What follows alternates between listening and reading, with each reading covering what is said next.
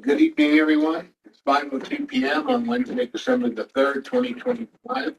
And I would like to begin the town of Lake City's regular workshop. Our first item this evening is to discuss the sheriff IGA. I just wanted to say this, there's no action being done on this. We all got a copy of the IGA that the county presented. And the purpose of this is for us to have an open discussion, but also to gather some information. We had some questions for the sheriff. He was going to try to be here this evening, but there's a truck accident apparently on Slum, and he's stuck, so he will not be able to make it. And I believe we can get our questions answered again before we uh, move forward with this. But I think it's important for the trustees to have the opportunity to share their opinions. And, any explanation from Lex or Dan, our attorneys, on with this evening. The one thing I want to say about the IGA is that I believe as a board and I myself, we all believe it's very important that the citizens of Lake City have police protection. And so we're going to make sure that that happens. Okay. Lex, would you like to start? I did, in your packets, you have the information for Sheriff IGA discussion. I did give a breakdown of the number of registered voters in town, also the population data that was in our recent housing strategy study or plan. Also, I compared or read through the other Sheriff IGAs that Commissioner Borchers had mentioned in that meeting and that she shared with us, and gave kind of a summary of those, and comparing the prices, then also like what some of their IGAs contain. There's some things I think that we should, if we move forward with an IGA, we need to definitely change the insurance stuff about it, where the only insurance we would cover is making them the county and the sheriff's office additionally insured for any errors and omissions of any kind of unconstitutional ordinance they may enforce, which is what many other communities do, especially if we're taking on the liability for 75-80% of all their work is done in the town. So we're more or less, our liability insurance is covering all the activity of the sheriff's office, or at least 75 to 80% of their total work. Then I think that's completely lopsided, and definitely something that I would want us to address by changing the insurance information. Also, some of the other communities had specific duties or specific expectations of the sheriff's office in theirs, including like certain reporting things, or even one of them was like they had to spend 120 hours in the town a month and provide a monthly report about that. It seems a little excessive, but if you really read through them, you can tell that their communities have had similar issues where they've tried to address that in a new IGA. And I definitely think there's a better IGA than the one that was proposed. If we do move forward with it, I would say that Dan and I work on a counter proposal or IGA that I would feel is more balanced or fair to us. Also, if you look, the other communities definitely are not paying $100,000, and there's not an annual 3% increase. Some of them are good even for a couple of years, or every third year they reassess the cost based on like a fully equipped police car. Correct. And then so every 3 years the price changes for one of them. I definitely think that's more fair and equitable than just a flat 3% increase every year. And in many of those, it's the county sheriff's office that's responsible for their equipment and vehicle replacement. One of them did have a $3,000 a year for mileage included in it, but even that one, let me see which one was that. Even that one, which was town of St. Louis and Castilla County, that one still totaled $60,059 with the $3,000 a year for mileage. So, there's I definitely don't like the one that was presented to us. It's very much the same as the last one. And I would say that if we move forward, we should definitely allow staff to draft our own version and then give a counter proposal of some amount. Correct. All right. Did y'all find the information, what I put together helpful? Very- Extremely, very, thank you. I think you did a very good job. And I agree. I looked over some of the other towns' IGAs. And as always, we're a pretty unique situation. You know, when you look at our budget, some of the other budgets, you know, at one point in time, some of the discussion was comparing us with Silverton. And their annual budget's 8 million. Yeah. So Yeah. it's apparent they can afford to pay a little bit more. And And ours is 1.2 general fund. yeah, yeah, the one difference, just keep in mind, is that Silverton, their water and sewer is part of the town. So if we have ours is an enterprise, so that's a separate $1 million. Even so, So 2.2, right? Yeah, but that. Total. Well, roughly that. I would say 2. Okay. Dan, did you have anything you wanted to share with the trustees in regards to this? Yeah, I'm kind of bummed that the sheriff couldn't make it. Lex, I see that your frustrations with these a little bit, but I do think this is probably a pretty good framework. We just need to iron out a couple details. I was driving back from the office and sent the county attorney an email, and I don't know if I'm reading this section wrong or what about kind of annual renewal is one of the things that I'd like to address, but it sounds like we're on the same page on that. It's on there, Dan. Did you see what I see? Oh, Hey, yeah, I'm sorry. I just got back to the office, so I haven't looked at it, but correct me if I'm wrong. I'm just going to speak, and if I'm interpreting Please. wrong. Yeah. Well, how I want this to work is it's an annual renewal, and I work with 5 cities myself, and a 3% increase is not. That's your cost of living. It's That's pretty standard. basically the cost increase Yeah. that we see every year. So we're passing the same thing that we see onto the town. And I don't think it's really fair to compare us to Castilla County, and that's not really a fair comparison. But anyways. So I think that, and that's just a side note. I think that's the cost of doing business is going to increase. 3% isn't out of line from anything that I've seen. My understanding is the one I have says that this renews upon written notice from the town annually before August 31st. I want that to be this automatically renews unless either party wants to renegotiate. Yeah. So maybe that's just a wordsmithing thing. Yeah. There's a couple other things in here that the following clause, I think, takes care of that. But if you want to fix that language, obviously that's great, Dan. okay. Excuse me. Yeah. You keep the meeting in order this evening, and I want one person to speak at a time. We're not going to argue or discuss over Zoom. The purpose of this is information gathering for the trustees and the town staff. So do you not want me to say anything then, Dave?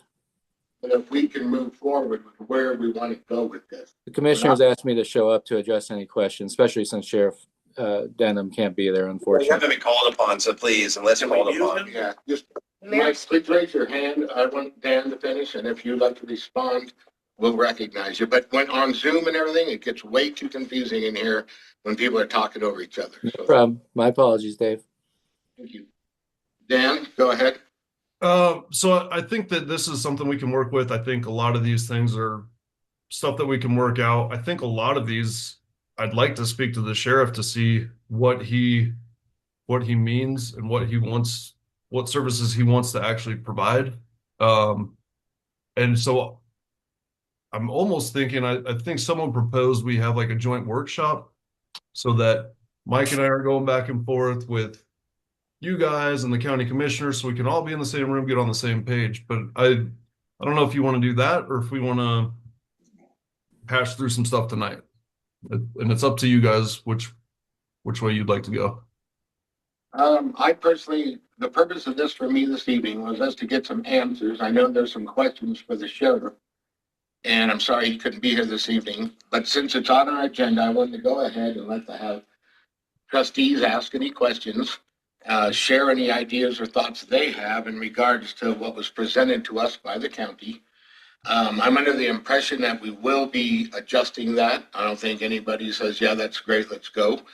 And so the purpose, nothing is getting decided this evening. And so I just wanted to give everybody a chance, make sure they review that information and share with the rest of the board where they're at with that.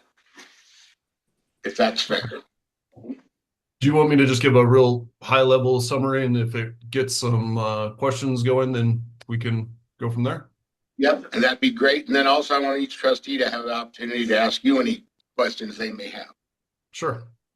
So I think the county and myself are on the same page as far as there's a statute. It's I'm gonna miscite it, 3010-516, that says essentially the sheriff is required to keep and preserve peace and suppress riots and unlawful assemblies throughout the county.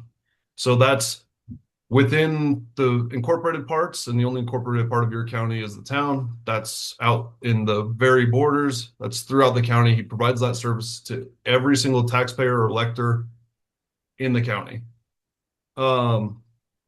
If there's certain town specific ordinances, and I'm just gonna use the dog catcher one in here because that's in his proposal, and that would be an additional service, and he should be collecting additional fees for that. So part of this is we need to make sure that what services we're getting are the ones we want, and he's willing to provide them, and at what costs. One of the services that they've proposed is a law enforcement service unit, and it's essentially a patrol deputy and the equipment and supplies in the vehicle.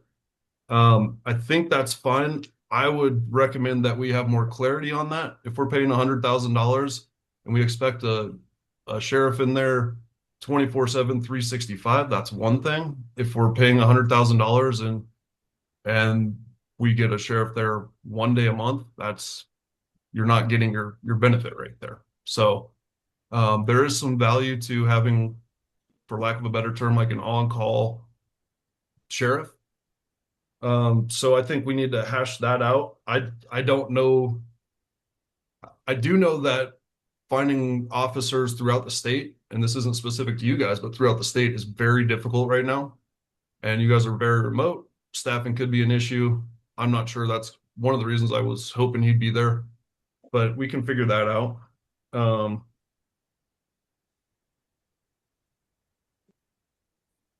So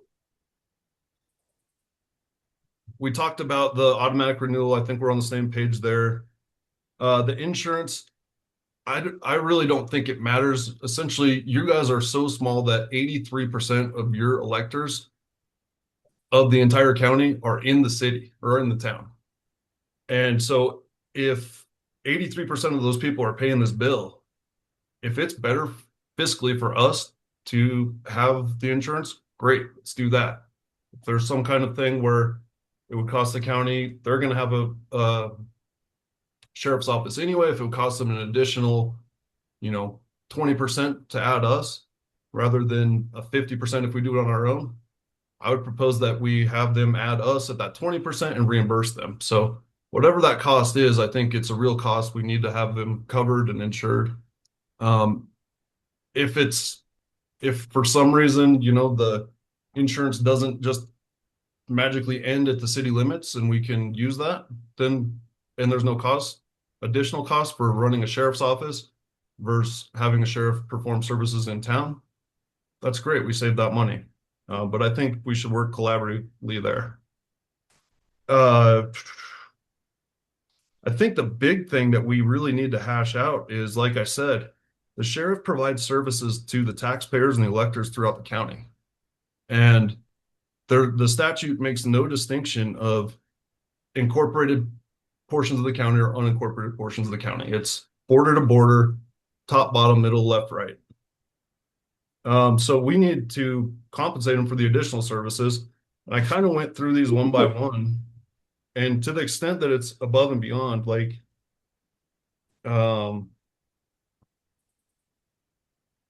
Well, you guys are also unique in that you guys, your model traffic code mirrors the counties, your OHV, your fire bans, all that mirror the counties.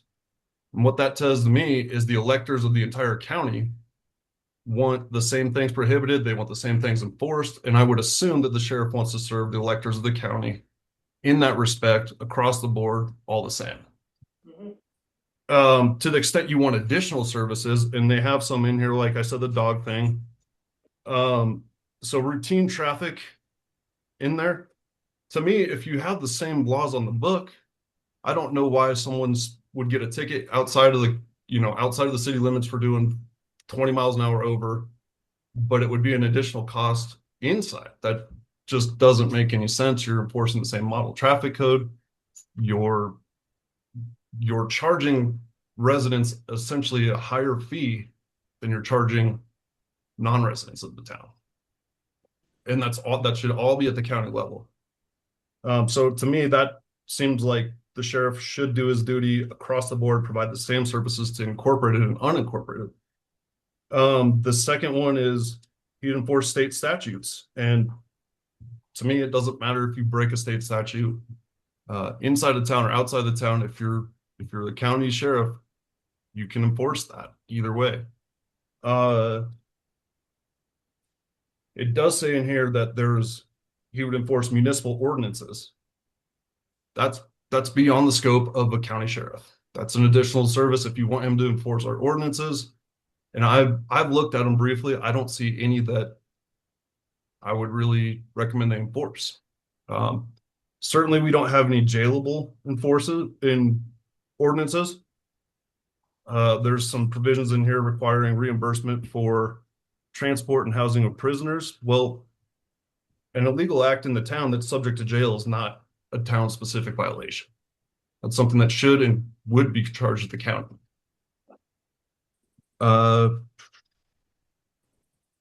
Assist in enforcement emergencies, that's the same as the county. If there's an emergency, you're a county resident if you're living in town, and the sheriff should come and assist you. It should be in his discretion, if Lex's cat's up in a tree, the sheriff should have the discretion to say, I'm not going to run to Lex's house when I have a hiker that's stranded and whatever it may be.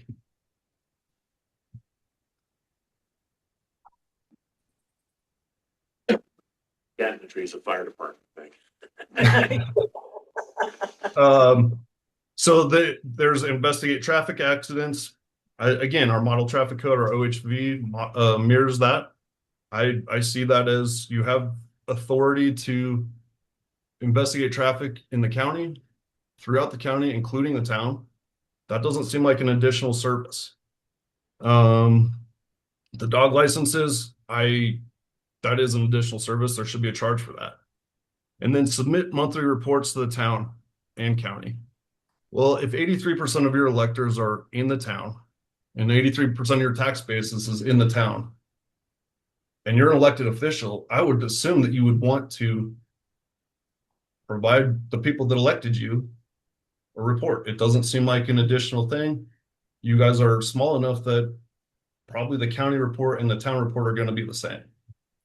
So I think what we need to do is see, one, what kind of manpower the sheriff has, and two, what you guys want to do as far as additional costs. And then we can say, if we're paying $100,000 for essentially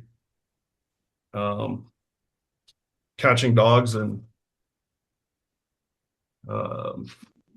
enforcing municipal ordinances, I'm not sure that that's a reasonable cost benefit. You're not getting the services that you paid for. If we're paying $100,000 to have someone on call that will respond, and it will, that's great. You guys might be in a position where you don't have enough people to do that without underserving the rest of the unincorporated people. And the sheriff's duty is to the unincorporated just as it is the incorporated. So I would not recommend you overburden him there. I do think you should leave discretion for him to say this call gets priority, this one doesn't, but.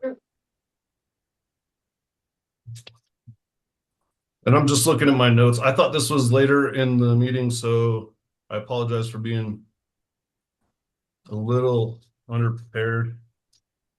Yeah, they shifted the time. Yeah. Because I thought, didn't thought you could be here at 5, so. While you're looking, Flex, did you have something, a question or? Well, yeah, I wanted to point out, us having liability for a police officer is like $8,900 a year. So that's another 8,900 on top of the 100,000, 100,550. So it becomes almost 110 grand at that point. And whereas adding them as additionally insured is a very minimal cost for the errors and omissions of the board, anything that's unconstitutional. The only thing that's really different from the county is the dog ordinance. And so, and no one's challenged the constitutionality of that yet. And even the current and the previous sheriff says they're not dog catchers. They're not going to put dogs in the squad car. And we've only had like maybe 3 or 4 dog at large tickets. And that was during Cambish's term. So there's barely any enforcement of actual town ordinances that are distinct from the county. I just want to point that out. Do you? Oh, I'm sorry to interrupt. I was going to say, do you have? I just glanced and I couldn't find any municipal ordinances that they would enforce, and I wish the sheriff was here, but I know he's got other things he's got to handle right now. Yeah, I mean, so it's the fire ban, which, you know, he can enforce any kind of fire ban that's within town, which we automatically go into the same fire ban state status as the county. The dog at large, the dog ordinances, the our model traffic code, which again mirrors the county, which the Sheriff Cambish had asked that we match there, so it's easier for his officers to enforce. And then the OHB ordinances, which again, we've matched it to make it easier for them to enforce. And that's it. There's nothing else outside of that the sheriff is responsible. One other thing is if there's abandoned vehicles or vehicles in our right of way when they go to plow, they can ultimately enforce that where they can get those cars impounded. But again, that's never happened. There's no place to take impounded vehicles. And that's never been enforced either. And one of the thing I noticed in the other IGAs is that it says the sheriff will demonstrate or have a comprehensive understanding of town ordinances of what they're supposed to enforce. And when I had made that list originally, the feedback I got back from the county is like, what is this? I was like, well, these are the ordinances that this is where in our municipal code, the sheriff can enforce this. Oh, well, we didn't know that. So, I mean, they didn't even know what ordinances they're supposed to enforce, which I would think that's something we do after our IGA is that, look, they're expected to know what they're supposed to enforce if it's anything different than the county, which is really only the dog ordinance. So go ahead, Diane. I just wanted to just let you know, because of some research that I had done a while ago, but for instance, on the fire ban, Yeah.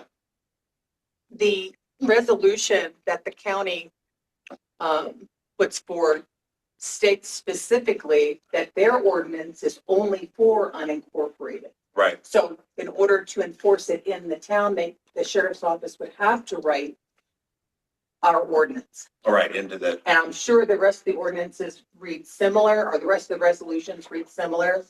And that's why we have ordinances that cover and obviously mirror theirs. Right. Because it would be redundant if theirs covered us and then we had separate ones. Right. It's a jurisdiction thing. Right. So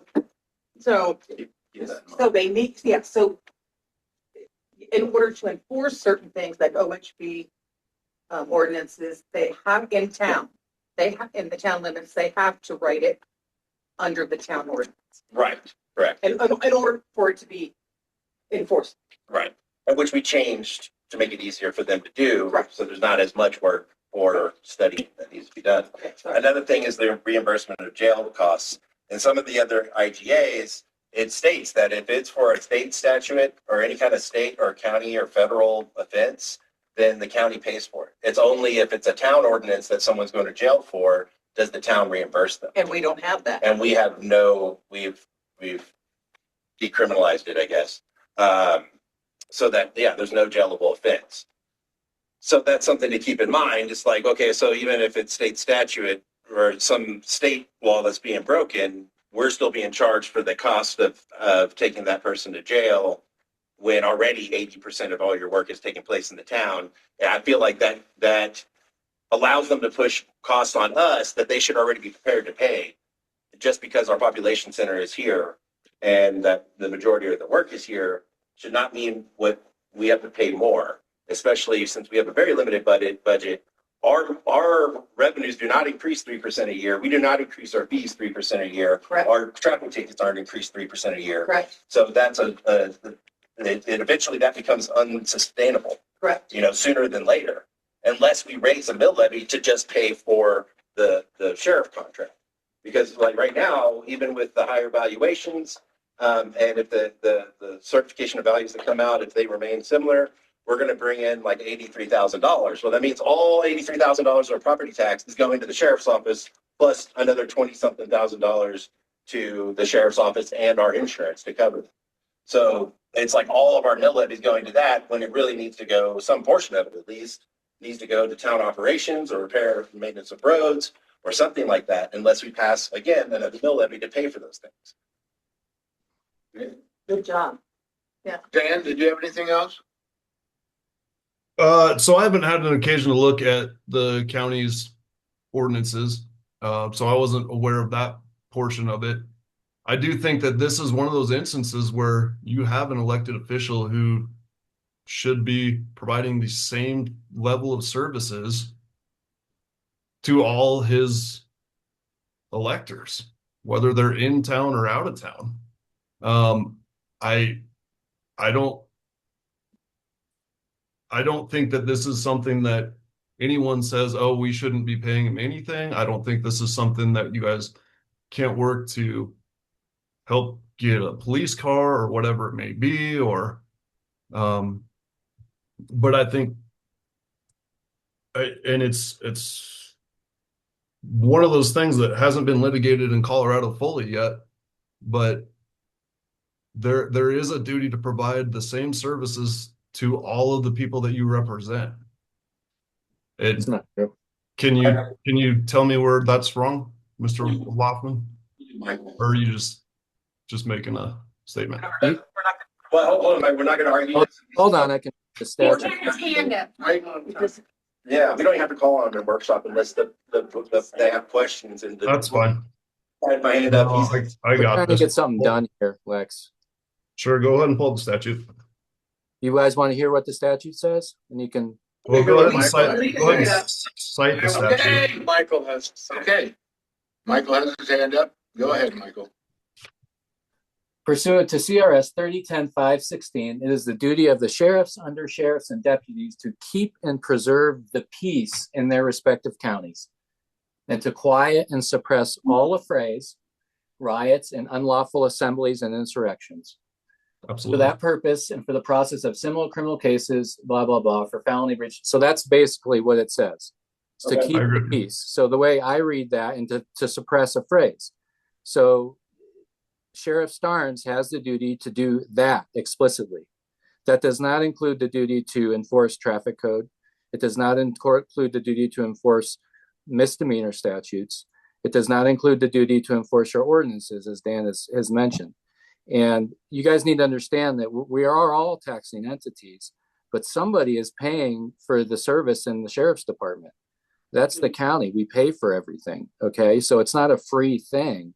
So Where do you- I'm not understanding. And there's also a statute that provides municipalities with the right to contract with sheriff's office explicitly. The statute explicitly says that. Now, why would there be a statute if it was also supposed to be for free? That doesn't make any sense. Okay. Well, because you can contract for additional services. It's permissible, not mandatory. Yeah, so the only statute that that's says a you have phrase. to Just that read you the have to statute. provide police is specific to statutory cities with a certain, and I'm blanking on it The right now. statute's really short. You guys can all read it. That's what you I get. have it right here. Yeah. So what you're Just telling me, that, what you're telling me is that the sheriff will provide people in the unincorporated portions of the county We pay for the service. services, right? But I'm telling you, 83% of your constituents, 83% of the county residents are also in Lake City. Right. And so the majority of the calls and crime happens in the city. So if it Right. was And up that's to where the me, majority of the funds come from I as think- well. Okay, the budget should then be paid for on that. We're asking you for 15% of the budget. Are you guys keeping that in mind?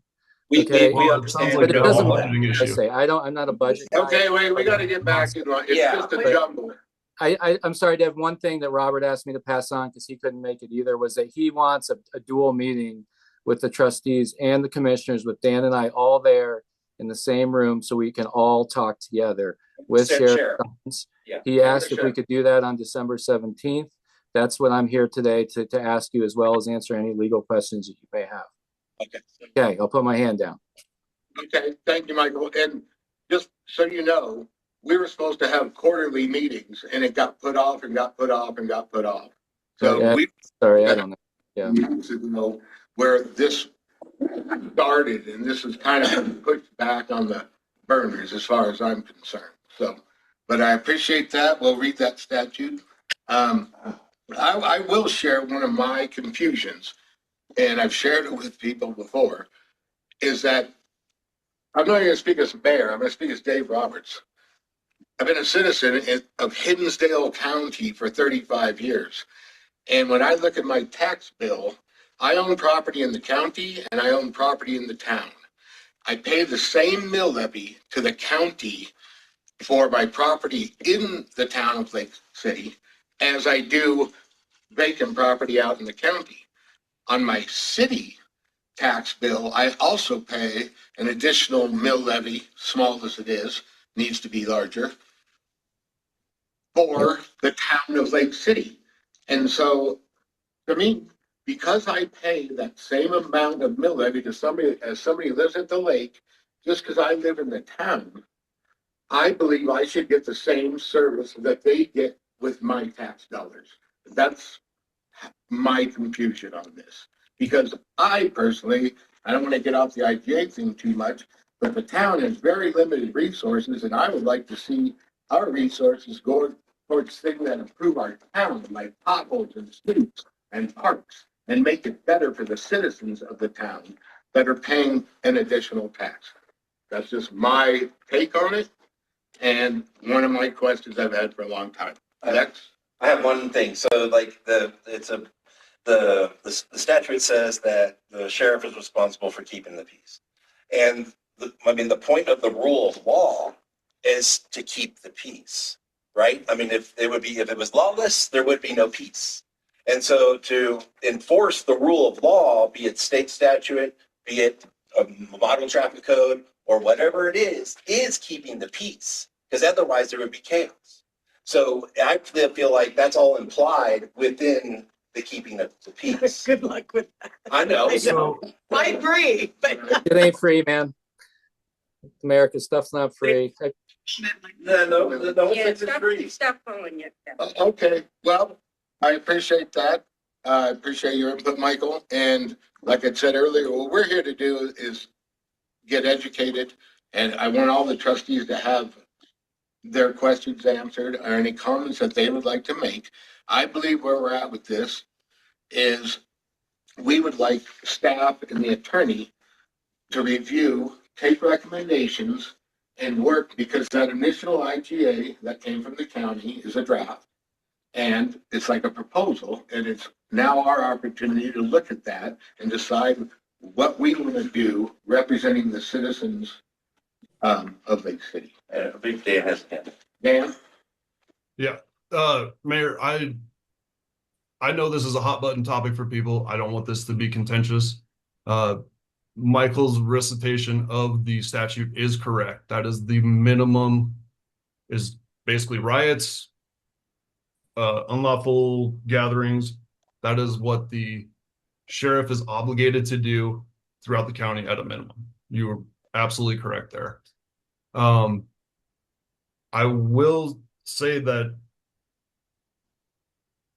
to the extent that the sheriff provides certain bases of his constituents some services, but charges other constituents for the same services, that seems to be problematic.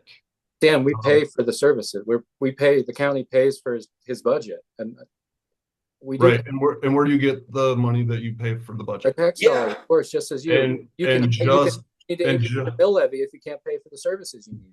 and just that I'm telling you that this was filed a motion to dismiss based on those grounds, and the ruling said that the sheriff's office is obligated to provide police services to the incorporated portions of the county just as the unincorporated portions of the county to the same extent. I'm not sure what court that was, but it's obviously not the Court of Appeals because there's no. But it there's is no not yet, baseline. but I'm sure it'll be there. So, Okay, Well, if that- Is this if that Perry- is this becomes Perry case law, Mason? then We're we not can gonna- come back to the table. Yeah. okay, now it's going All right, where I Dave. don't All want to right, go. Dave. We're not gonna have a court case here over that. Yeah. Sorry, Dave. Trying to figure it Our out. meeting. I don't know, I guess you didn't hear me when I said I pay county taxes. So that pool you're talking about, citizens of the town pay that as well. So there's my confusion, but thank you. I'm gonna get back to our meeting. Now I would like each trustee to ask any questions or make any comments as they see would be fitting towards the IGA. You want to go around the table? Yeah, we'll Yes, start I'm with happy to start. trustee Thank you very Liddy. much. I don't really have any questions. I read through our homework pretty thoroughly, and I have listened to Mr. O'Laughlin generalize our concerns with the IGA as being that we want free services, which we know is not the case. And everyone at this table knows that right from the get-go, I said we need an IGA and we need to be paying extra. We need this. But the more I hear people talk, the less inclined I am to feel really charitable about that situation. So I have a couple of points.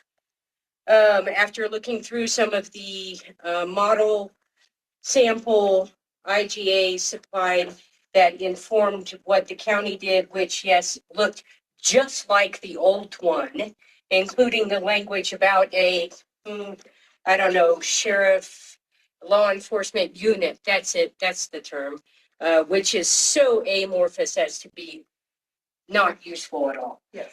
So I would like to have maybe not something super specific about how many hours per week or anything like that, but something more specific, or at least define what a law enforcement unit is. I would like to get some kind of commitment out of that. I'd like some kind of commitment concerning various special events that occur in the town of Lake City. Can we count on the sheriff's office to show up and support us? Is that something extra we need to pay for, or is that something we can build into the IGA? I would like to see no automatic 3% raise and automatic renewal of an IGA every year. I think we should be looking at this every single year. Somebody needs to lay eyes on what we're doing every year, period. The commitment, special events, I would say we could start the bidding, as it were, at about $75,000 a year. The insurance, the ideas about insurance that you put forth, Lex, I thought were very useful. And I would also think that we could also maybe take on a certain percentage or amount specifically to pay dispatch fees, because I know those are outrageous. But, you know, if they already have the insurance for everything that they're doing, why are we paying for that insurance? I think that is, that's pretty much everything that I have boiled down. Okay, Thank you. I appreciate you listening. Thank you. thank you. Trustee Woods? I just wonder, you normally the sheriff is here negotiating this contract. Yeah, you weren't here at the beginning. He was gonna attend and there's a truck wreck on Slum, so he couldn't make it this evening. So that's why we're not deciding anything tonight. We're just sharing and learning and he couldn't make it. So We will be working it out. Well, you know, I'm sure that if we don't pay them anything and don't have an IGA, that not much is gonna be different. Okay. That's the point of this. I want everybody to be heard and share their take on it. Thank you. So, okay, thank you, trustee Woods. Trustee Bruce. I've said my piece in the past. I'm not going to reiterate. I do agree with most of what with trustee Lindsay just said. I don't know that I want to take on an amount at this point, but I do think it needs to be less than what is proposed. I think we need to take the dog licensing back. The sheriff's office is not manned during business hours all the time. So, you know, we're fully staffed now, and we could take that on. All we would need is a transfer of the records, and you know, and it's not a terrible task. And then I wanted to ask Dan, but like what Trustee Lindsay said, are we expected to, or is there a requirement that we base it on 1 patrol unit? So that wasn't in any of the ones that I read. I didn't hear you. Can you repeat that? I'm sorry. Is there a requirement that what? To base it on 1 patrol unit? No, I think that's all up to negotiation, and realistically, that should be whatever's Okay, because it wasn't best for included. the sheriff's office. I think that was their starting though. When, if I could speak. Yeah. When all this began, that was one of my problems with the old IGA, is I did not understand that we're paying for 1 car and 1 officer, and it just doesn't work like that. We overlap, you know, and when, like 4th of July, when everybody and their brothers here in town, and the sheriff's in town and his deputies. And so anyways, that was one of the parts I originally did not understand or like the way that was written. And so when I did peruse the ones from other places, they had no mention like that. So I think that's something we need to work out. Is that the key to this is we're paying a certain amount. What are we getting for what we're paying is my question. So anyways, I didn't mean to interrupt. I'd like to be continued. I'm sorry, are you done? Yes, thanks. Okay. Trustee Kendall? Yeah, for one thing, I didn't enjoy the lawyers acting like it was a TV show, but that's aside. I apologize. When I walk in my house, I'm walking in the county and I'm walking in the town. I think that it needs to be more fair. I mean, this 3% and all this stuff, it's just getting kind of out of hand. I agree with a lot of what you said, Jody. Yeah. Well, Surprise, surprise. that's what she said too. I mean, I do. I seriously We do. have a lot in common. Yeah. Thank you, Jess. But yeah, and other than that, I just say no comment because you don't want me to go on. I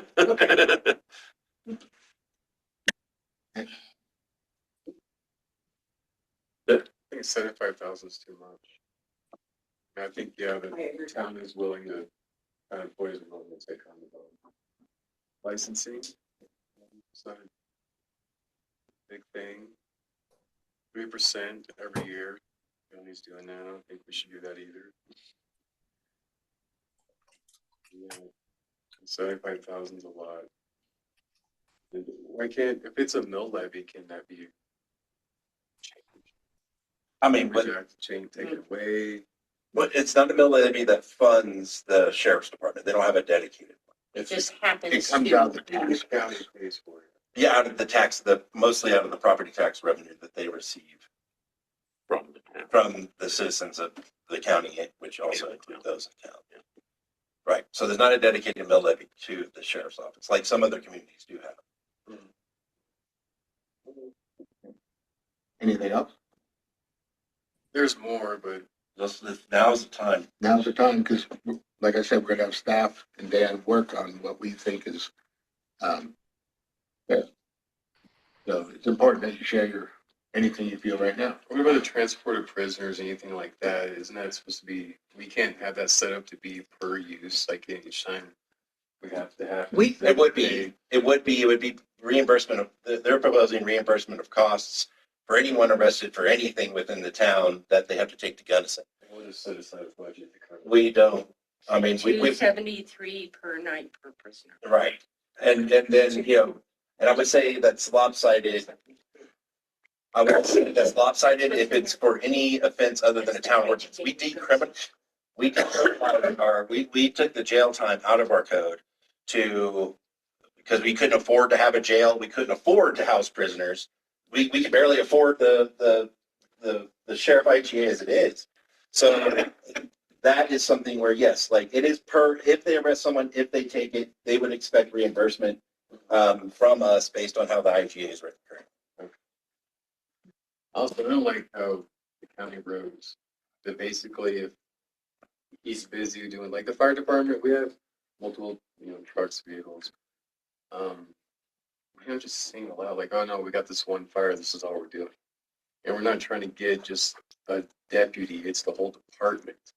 We're paying for the whole department, not just one person. If we need two, and if we need to, and they're not being called anywhere else, we would expect to, not just one.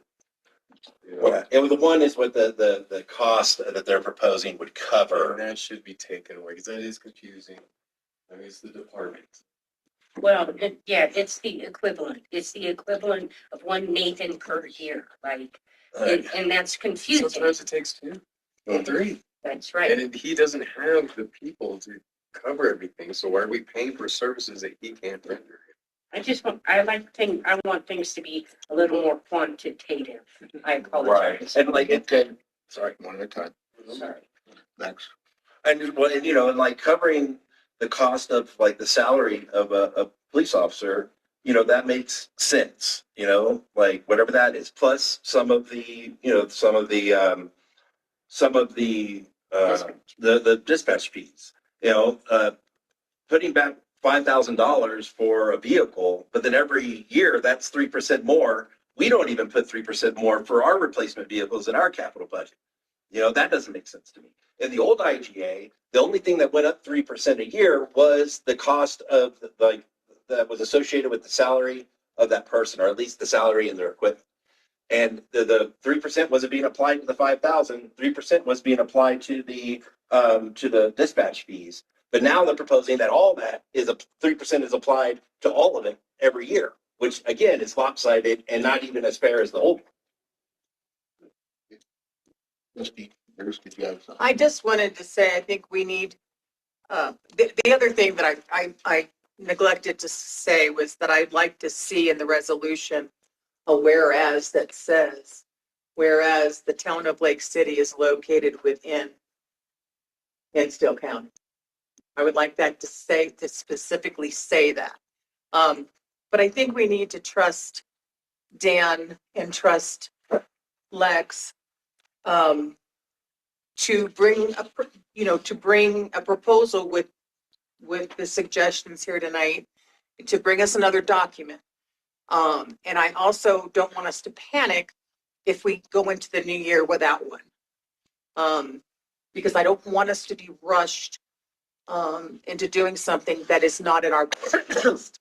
And I don't want to, I don't think that's a good idea. And Next. if we do have a joint workshop with the county specifically about the IGA on the 17th, I mean, that really should be to negotiate. It's not to come to a final Correct. document or decision. It's to discuss our counter proposal and to get their feedback. I definitely don't think we should rush into anything. I think this is how we got in this situation to begin with, is that it just, whatever they gave us, and then we passed it and renewed it. And even when I first got in office, the IGA had expired and been expired for 6 months. And yet the law enforcement service was being provided.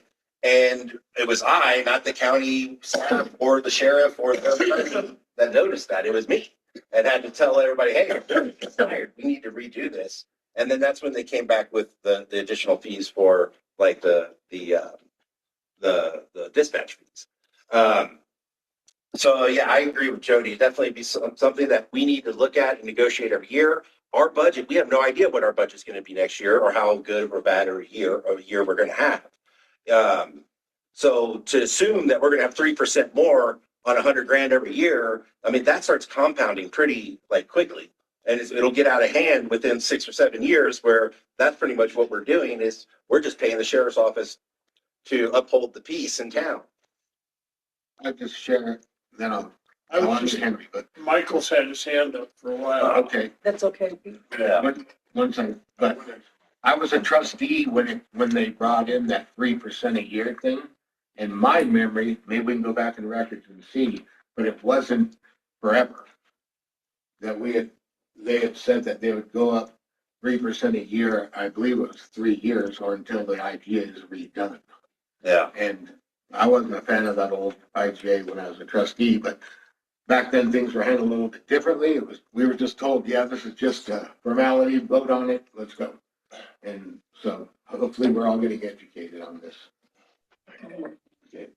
And also remember that the sheriff's office has been carrying 3 vacancies, personnel vacancies for a while. So they're not. Yeah, that's part of the problem. Thanks, Diane. And so, but the point I was going to make with that is that those funds are still in the budget. They're not being used. Yeah. So I don't, No, I'm you got not- refunded for that issue this past year, right? So let's, we received a $10,000 refund, but that's not the point.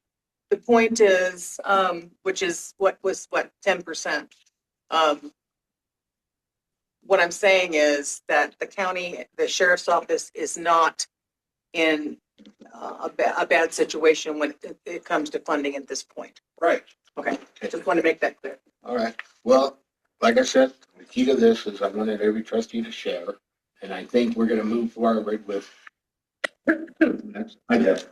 You know, a big part of it for me tonight was to be able to ask the sheriff some questions. Yeah. As far as, what services do we get and that kind of thing. I think it was all pretty much discussed.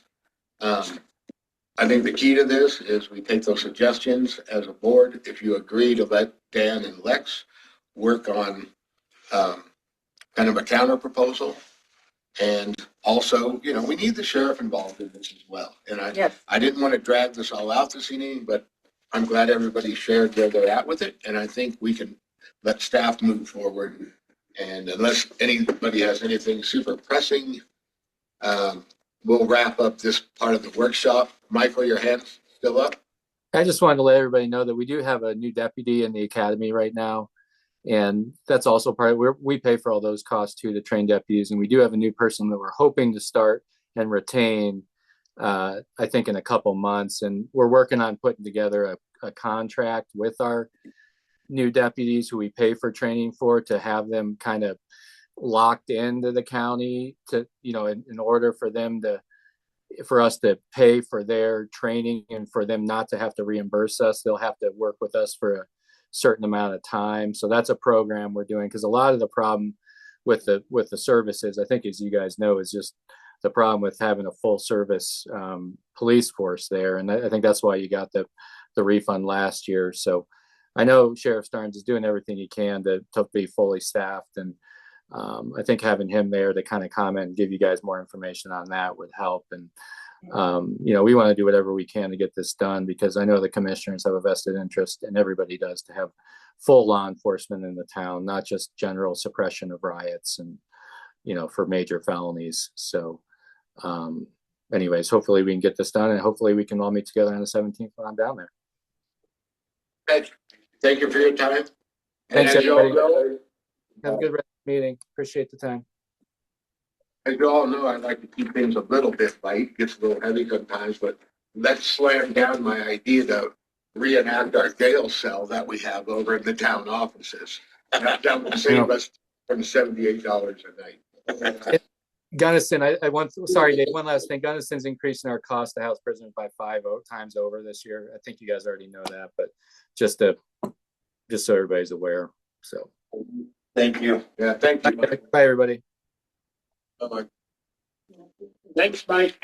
Yeah. I mean, I want to know the last Ryan was. That's like- And I'm sorry. I was thinking light of our jail cell guys. Come on. Do we have like a? Good job. Would we keep our old records? Yeah. That's a jail cell. on the internet. They could do community service and do the filing for Lex. Yeah. Teach them how to Because do the us old microfiche. people have a lot of trouble. Learn a skill. Okay, Thanks, I'm Dave. sorry. That's okay. I'm not in stand-up for a reason. Okay, our next item this evening is to discuss the 2025 budget amendment. Yep. So yeah, when we did the budget for this year, we had the capital improvements fund that was separate where those projects were budgeted for. The last budget amendment was documenting the transfer of those capital improvements fund money that was mixed funds back into the general fund and water and sewer fund, which had those exact numbers of how much that was. This, which we may or may not go over the current budget, but we'll come really, really close. And if the county has to plow a couple times this December, Yeah. we would definitely go over it. And we're not going to reach anywhere near $1.6 million in expenses. But it does it's about $235,000, which is how much we received in like grant and donations. Really, we've received more than that. But as far as the money that we spent on the Lake Fork housing project, the housing plan, and the down payment of the town park playground, that $235,000 is just accounting for that, so that it's not eating up the rest of our budget, and we don't run afoul with the state by going over. So we did get 235,000 Yep. extra. Yeah, literally, that's from unappropriated grant monies and donations. Correct. I can show you that in the budget. Doesn't seem like a problem to me. Yeah. Except that we pass our audit and DOLA doesn't frown upon us. And it's money we need. Yeah, It's it's money we've spent. awesome. Okay, that's it. That's all I had. Okay, any questions for Lex on that? That is I believe, an action item this evening. So go ahead. It actually will be an action item on the 10th, when we will adopt this and then we'll adopt our budget on the Okay. 10th. We have a meeting next week. Right, but as far as the amendment, Yes, next Wednesday we have a special meeting at 5 p.m. Yes.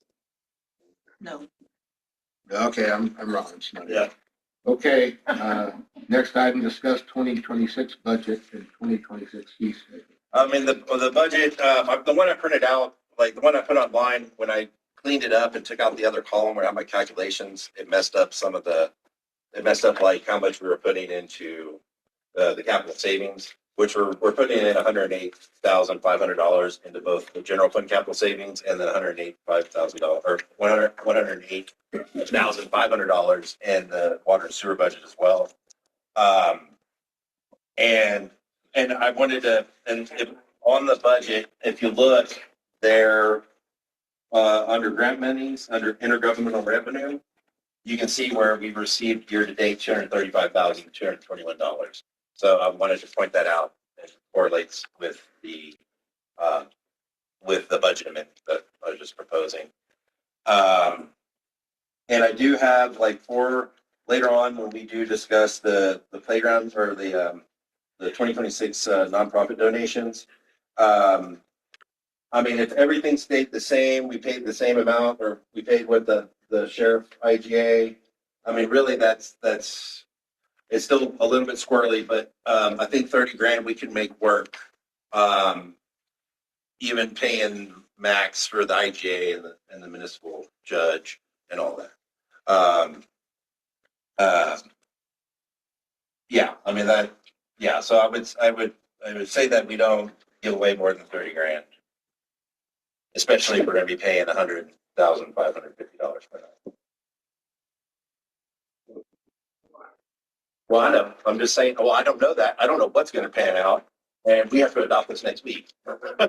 So I'm basing it on what assumptions I'm making right now.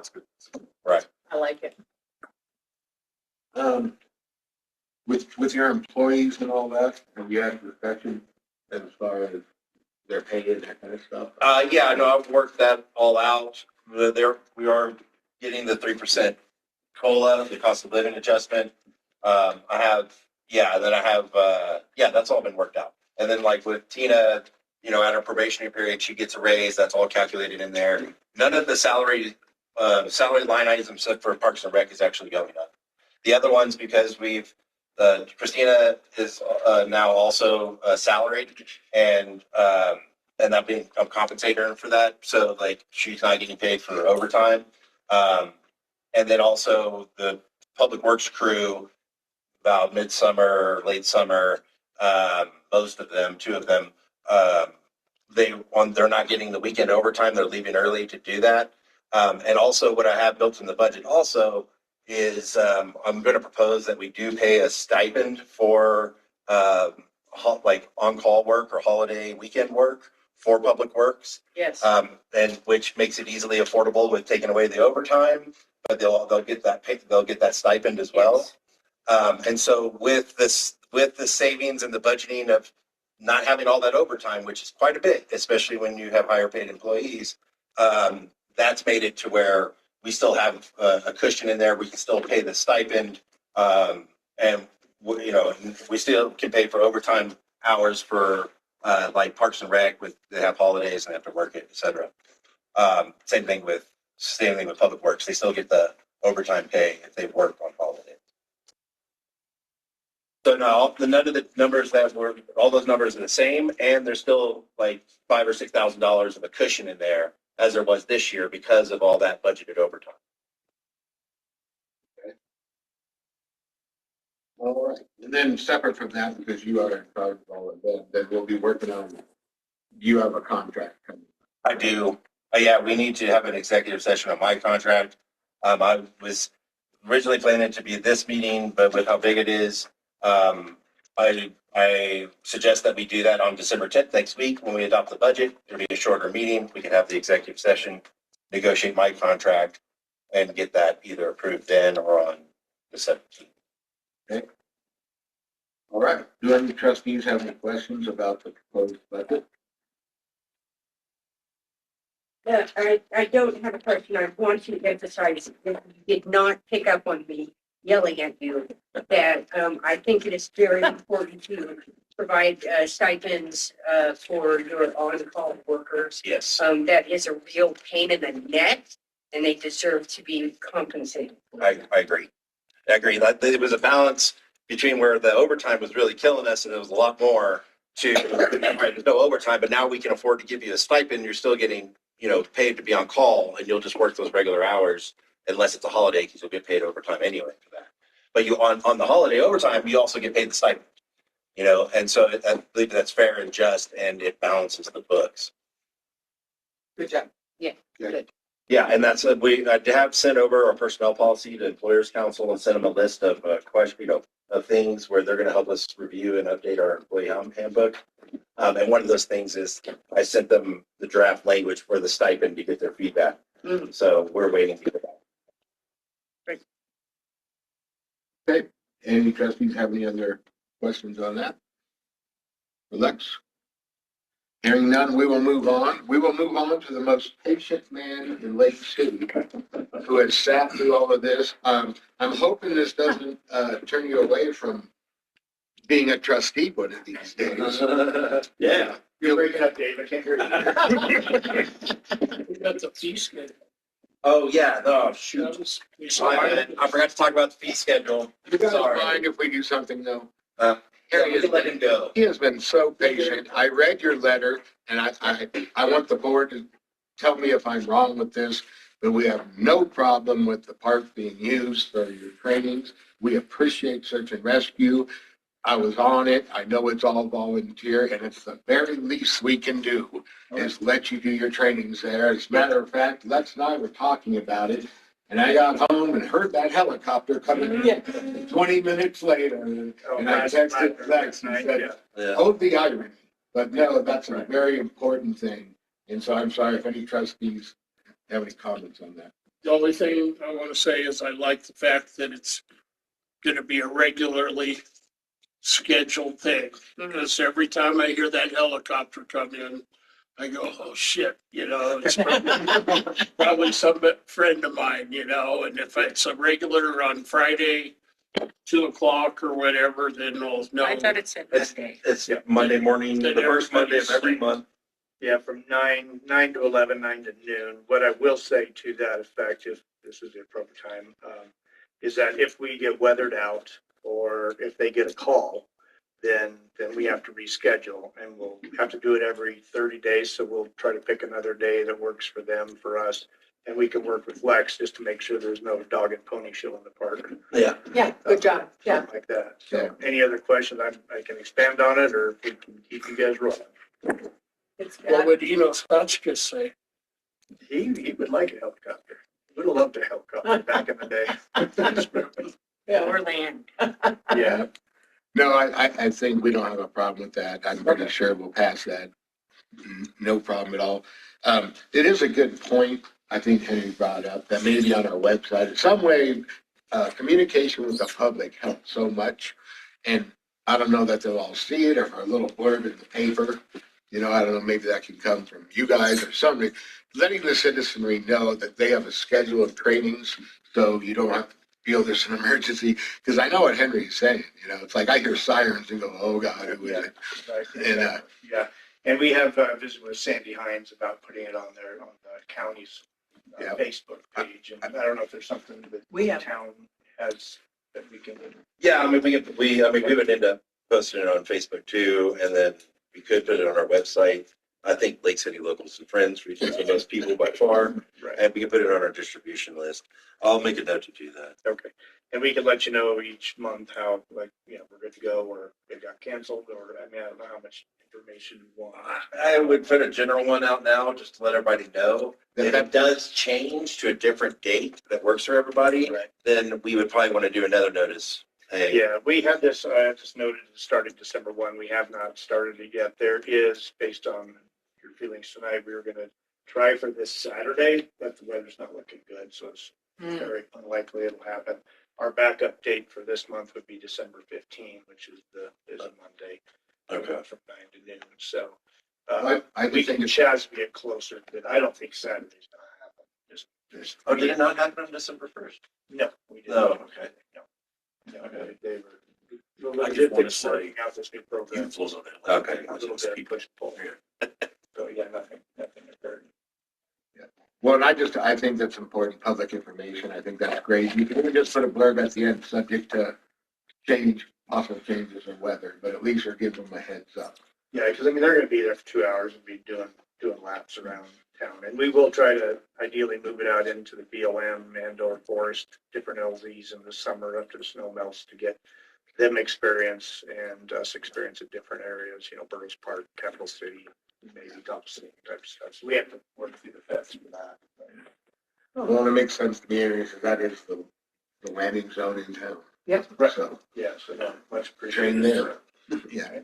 All right. I'll let you guys get back to it. Thank you so much. Thank you. No worries. For all you do, and thanks for your patience. Yeah. I probably should have slipped you in there at the very beginning. Well, that's it. It was entertaining.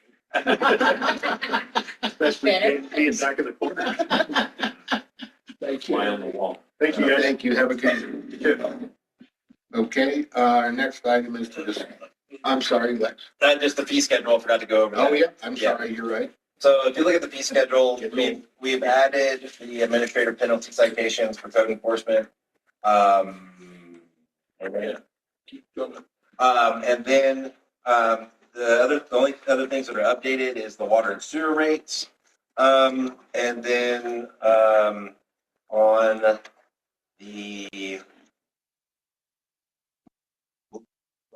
the my pages are numbered. The second, the last, this page where it is, you know, like the page before this one right here. Okay, where it has the chairs, tables, and fencing. So the yellow fencing, there, we had split some that Dirk had got. I think it was 25 of them. And then Ben bought 16 more separately, 41, and that's when we decided to start renting them. This the cost. The county comments, he's under the impression we only have 16, but he didn't really understand the fact that we got 25 when we pitched in on that grant. And we've been charging $4 per panel per event, but the county's been charging to deliver them. The county charges $200 to deliver them. And this has caused some consternation with the nonprofits. Also, we don't have 41 panels doesn't surround the park. So, and we don't have the means to really store them or deliver them. We don't have a dedicated trailer for them. And if people are already going to have to get some from the county and get charged by them, and they get some from us and we have to deliver it, I want to suggest that we don't charge for them anymore, that we keep the 16 that they've given to us and said was ours. I don't want to argue with them, but I can. And because we use them to close roads and do things like that. But we stop charging for that and just let the county handle it, and the nonprofits only get charged with the county charges for delivery. I like it. Okay. And that was the only other thing I was proposing to change. Oh, the security deposit for the porta potty. So one other thing. Oh, yeah. Because we had it at $200 per porta potty. Most people rent 3 or more. So that'd be $600 to $1,200 in a deposit, which I did find preposterous over time. And so I would think just a flat $400 for no matter how many you get. It gives more free cash flow to the nonprofits to use for what they need instead of us locking up the money until their event. So if y'all are good with those, those changes will be proposed next week. If you would. Okay, I would weigh against this administrative penalty citation fees. You know, you can go around town and you can see who this is probably going to be aimed at. And these are people that need help. And having $500 for the second occurrence is ridiculous, and $999. I think those should all be lowered, and it should maybe for the first one have community service or something like that. I just can't support that. It was already passed in the ordinance, which you did vote no on. That was passed in the code enforcement ordinance. There is a notice of violation that's not an administrative citation that gives them up to 180 days to correct it before any of this comes into play. And if I remember correctly, we also discussed in depth figuring out how to help people who might need help. Okay. But hopefully this will deter people who don't need help and just won't do the right thing. Exactly. Pretty severe to me. Well, it's supposed to appear that way, Henry, so that it makes an impression on people that they need to do what they need to do. Yes. And like Lex said, they're already starting off with 180 days before it would even get near this. And 6 months. And we've already contacted some of them, like in September, October, letting them know that, hey, we're going to be starting writing letters in April, May, giving you a heads up, really giving them even more time. The worst offenders, or the worst situations, we've contacted them and let them know. And roughly, Henry, when Gabe and I drove around, there's probably 65 to 70 properties that in one way or another have some kind of just deteriorating something on their front lawn or in the town right away. So, yeah. Firewood? No, boats with flat tires on the trailers, all sorts of stuff. I mean, refrigerators, all sorts of stuff. Yeah. I've ordered a cover for my old truck, so Yeah. just to let you know. Yeah. Anyways, that's all I had on the fee schedule. Okay. Any other trustees have any comments? Thank you, Trustee Woods, for your. Thank you. Nope. Anybody? Nope. Okay. We will move on to, now we will discuss the 2026 election ballot question. Lex? Well, I know there was discussion about this when we at one point only had 4 trustees, and there was 3 vacancies, and no one had really signed up. So I know this is a discussion that we were having at some point, and that we need to know and decide that sooner than later, or figure out the process of how to add it to the ballot if we're going to propose that. if we do propose it and it does pass in 2026, it actually will not go into effect until 2028, which Christina did her homework on that and shared that with everyone. So I just wanted to see if that was still something that the board was discussing or thinking about or thought would be necessary. It's really, I thought I would be negligent not to bring it up since we did have that issue for a while. I remember when that came up, and part of it was we couldn't even fill seats. Yeah. And, it's also a lot to ask. Let's face it, you're all volunteers. Your big check every month, makes- $89.55. and I just don't know. I was told that it got changed to 7, or 6 trustees and a mayor. And it used to be 4 trustees and a mayor. And I still don't really have an answer as to why it got larger. But it seems to me if you can't fill the seats, what's the point? And maybe if, there was more people willing to run and you'd be more dedicated to the job. I'm not saying anything about people not being dedicated. This is one of the best boards I've ever been a part of. I appreciate the time and effort you guys put into it. But we wanted to throw that out and get your feelings on it. So, Trustee Lindsay. I think that you have a really valid point, but I would counter it with the fact that the more people you have sitting at the table, the better you're going to be able to govern, because you have greater diversity, and you have a greater opportunity instead of just, maybe 4 people here might be the same and 3 people different, but if you only have 4 people, they might be all the same. I'm just a proponent of diversity. Also, I'd like to point out that we did have a very dysfunctional and angry board for a while. And those people are no longer sitting on the board, and I think we're more productive now. And I think we all contribute, whether we were elected or not. Thank you. No, I appreciate that. And I do agree with the diversity of it. I just don't know whether it's an overkill. There's 3 commissioners, Yeah. They also make 75,000 a year. So. Yeah. Yeah. We don't have time to discuss that. So, and I support keeping it at 7. And it gives more of our citizens a chance to take part in the political process. And if we don't, then only 3 people would be a quorum. Right? Yes. So 3 people could make a decision for the whole town. But it's, In most cases, unless it's a super majority. yeah. So I'm against it. I don't think we should. Okay. Trustee Booth, any thought? I haven't made up my mind.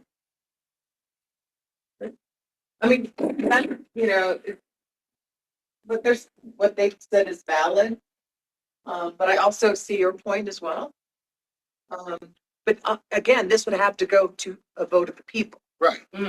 That's So- what we're talking about. Is it worth putting it to a vote of the people? And, Yeah. Maybe that us discussing it, maybe the people would get involved, But I think the key to this is, there's seats coming up. And a big part of our board right now fills vacancies instead of being elected by the citizenry, which, you're talking about representation. We were at a point where we needed a body in that seat, jump on board. Thank God. And it worked out well, thank you all, but that was another reason, we don't have enough citizen participation to even have elections. Yeah. That are we serving the people of the town? That's kind of where the question comes. So I can see both sides. I mean, I was, there was a vacancy and I was assigned to it. And then I got reelected. But I could see the other side too. It's getting hard to fill these things for some reason. I mean, we used to have every chair in this room full of people, and they're not coming anymore. I guess that's a good sign. I don't know. Because we're doing such a good job. That's right. That's right. I agree with Trustee Woods on that. Yeah. But, Jesse finish. I mean, we're missing one now. You know, if we only have 4, we're gonna be down, and then that's gonna be a less of a, it'll be easier to sway a vote. But also, when I was elected, I picked somebody to be my seat if I did quit. You would not want that person on this board. He is the most rascally person in this town, but I did that just to be an idiot. But I knew I wouldn't quit. I refused to quit. I've thought about it a couple times, but I refuse to, and my term's coming up. So I just think that going down might be easier to keep a full board, but they'd have to make sure they're online every time. You know, I'm just trying to think through the whole problem of going down to 4 plus a member. Okay. Let's go around and I'll come back to you. I think we should keep 7. Trustee Woods, you have another comment? Well, I just wanted to, one other point in favor of keeping it at 7 is that I was amazed to find out that our population has increased so dramatically in our town, from these figures that I've sent out.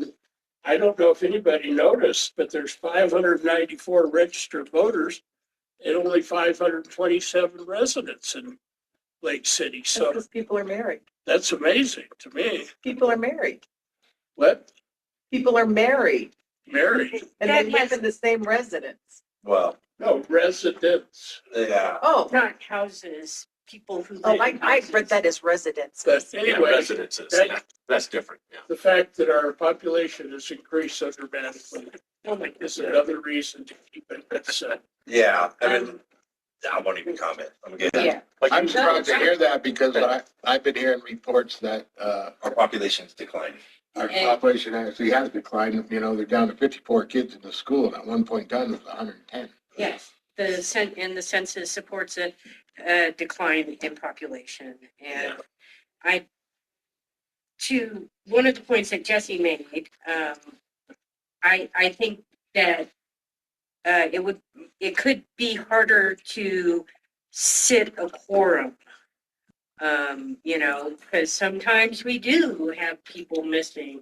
we had multiple people missing. Right, Yeah. and it might be harder to seat a quorum Right. With fewer people. with fewer people, yes.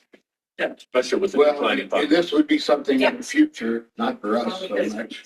Yeah. But I have had some discussion with Lex, since you brought this up, the salary our commissioners make and the pittance. I appreciate, I call this a volunteer job. I'm not here for the money, but I will throw out the discussion. Should we look at being able to cover the trustees a little bit more with, their time and dedication? I brought this up to Lex and his staff. They've kind of looked at it. Miss Research, Christina, I guess, did some stuff. And she told me that there's a town, I think this came up in a meeting, but if you serve as a trustees, then you don't have to pay a water and sewer bill. I'm on well and septic. Yeah. That wouldn't work. And also, you would actually, if you missed a meeting, then you would have to pay a portion of it. Oh. So if you missed a meeting, you were penalized. But anyway, they were looking at it, and 5 minutes late. the problem I have with the waiving the water and sewer fees is that we were put in a lousy position of having to raise them. It probably We should wouldn't pay look them. good. Oh, yeah, that's. Oh, you jacked them, but now you don't have to pay. Yeah, So, yeah. But I wanted to share that thought too, it comes a point where, yeah, our commissioners get paid very, very well. Well, in a smaller setting, we're doing the same job. We're running a town and, fair is fair. And I'm not saying salaries like that, but I'm just saying something to think about. It might encourage more people to run to serve on the board, and not just for financial reasons, but it actually, I don't know about you guys, but it buys a tank of gas now. Yeah. If you go to a meeting Maybe. somewhere. Yeah. Yeah, and so I don't know, it's not about the money, but something to think. I mean, I did look at it because I did look at it this time, but with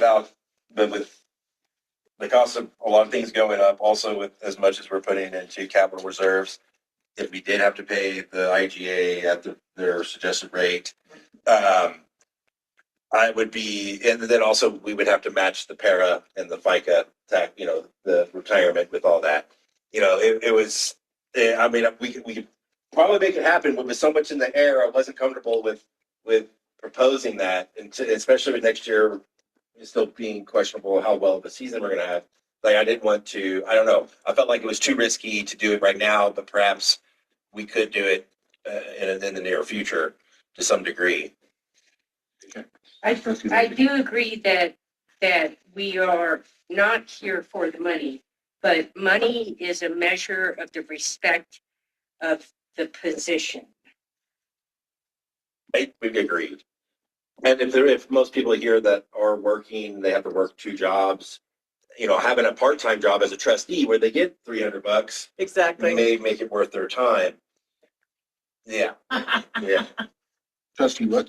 Well, when I was first on the town council, it was $15 a month. And How long ago was that, Henry? He late rode, last century. he rode a wagon So- to the meeting. That's one thing I've asked all over the state when I meet people that are on Mhm. the board and all these other towns, and we make the least of any of I asked around them. at CMA. Silverton, the mayor's $500, and one thing I want to make clear is that if we pass a resolution to raise the salaries for the trustees and the mayor, We don't get it. we could never collect it. Right. Even if Unless you ran again. if I ran again and was reelected, I don't think I could still Yes, you could. collect it. I'm not sure about that. It would have to, Anyway, you would have to go into the next cycle, but yes, you could. That's the way It it has works. to go into the next cycle. if we believed in this idea, we would not have to make it effective immediately. We could pass an ordinance or a resolution that it would take effect in 2028 or something like that. And that would alleviate Lex's problems. And we could, Or 2026. What about 2026? And then yeah. I have So, not, yeah. and I think That would it be is- 5 I've thought positions, about though. that I was thinking with 5 people. I think it's time. Yeah, and when I did the math, 5 people is way more manageable to pay 5 people more or something that would make it worthwhile than it is 7. Right. Especially with the retirement and all that. Mm. So, I was able to make the math work for 5. For 7, not so much, and not without being not very confident about it. It doesn't have to be a big increase. it's even, like, I would stay on. I'm only 2 years into, from the last one. And so I wouldn't make as much, but whoever got elected in those 5 positions would. So then those people would have to take me out to lunch. That's a broad, don't do that. But no, you are, Henry, I do know, like with the county, because they changed that thing, it's like Commissioner Levine makes more than the other commissioners. Because Yes. the state changed the ranking of our county to what elected officials get, and sitting officials didn't get it. Greg got it because he just got reelected. So that it comes, that's how they do it. I don't know if that'd be true for us, but Yeah, state it's the next election cycle. It should. So, There's but a- anyway, just wanted to have a little discussion to see how you guys felt about, and I appreciate Lex bringing it. And Dan? Dan? I'm sorry to interrupt. There's a state statute that prohibits essentially an elected official for making or voting for a raise that is effective for them for that term. So that's why you have that tiered thing. So if you guys voted to raise the pay, it would go in effect for the next term. Does that make sense? And now that's something the board can do, or that doesn't have to go to a vote of the people? The board can do that. It's just you essentially can't vote for your own raise. You Right. could vote for a raise that would go into effect the next term. If you got elected, you could get that raise. But yeah, there's some caveats to that. So that's generally how it goes though. Well, what struck me is going through the budget and all, like, have board budget, 9,000. I was like, wow. Yeah. We're cheap, guys. Yeah. Well, like if we were to do, just for example, like $250 a month for a trustee and then $500 for the mayor with the retirement and with the FICA, that's about $28,000 a year. Which even that, I don't know So why my 3 math times. came out different. I think I was trying to do more, So like 3 300 to times, yeah. 600. But yeah, That's a, I can probably make $28,000 worth. Maybe we should think about it Yeah, for 2026. yeah. Well, and especially if I mean, I can speak to that because I'm not going to get it. yeah. Right. All right. Well, I'll definitely, we're gonna have to pass the budget the way it is, but I'll look. Well, and I'm not taking any action tonight. It's just something for everybody to think about as far as the changing the size of the board and Okay. Okay. and Thanks. possibly compensation. And so I've started seeing it go from 15 to 25 to 50 to 100 for the trustees. What? The pay. Since he's been with, it's gone from 15. Oh. Yeah. And originally that was 15 for the trustees and 25 for the mayor. Okay. So we could inch it up a little. It wouldn't have to be a Right. 250. right. Right on. Anyway, good idea, Henry. Try 200. Yeah. Okay. Something for everybody to think about, but it might help us, offset costs and more participation. That's what I'm looking at. I'm looking to entice people, like Jody said, Yep, okay. so I Something think to think about. 250 is good. All right. Anybody else have anything else on that? No. Next, discuss the OHV highway program participation. This is the same highway program that we've had in the past, except now it's not a pilot program. As you know, it was voted upon. The commissioners have said, yeah, they're going to move forward with it. And so this is just us keeping our agreement to work with them to get it done. I do know I participated in the end of the year review with State Patrol and CDOT and those folks, and there wasn't major issues, and nobody on that board cited any reason not to. So, it's something we need to move on with it and get it going.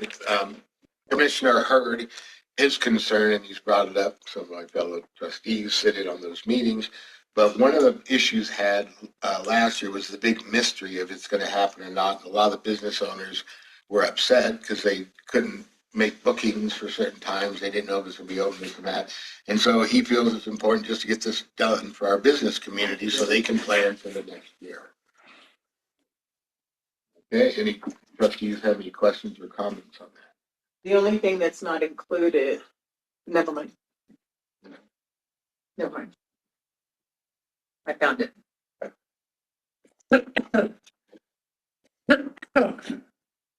Any trustees have any questions or comments? Okay. Hearing none, then our final workshop item is to discuss the Cummins wastewater treatment plant standby generator proposal. Lex, take it away. Explain what you told me. And did Joanne, was she able to join? I know she had another meeting. Oh, she is there. Joanne, would you like to explain? Okay. Lex did a great job and we got a grant to buy a generator and a transfer switch.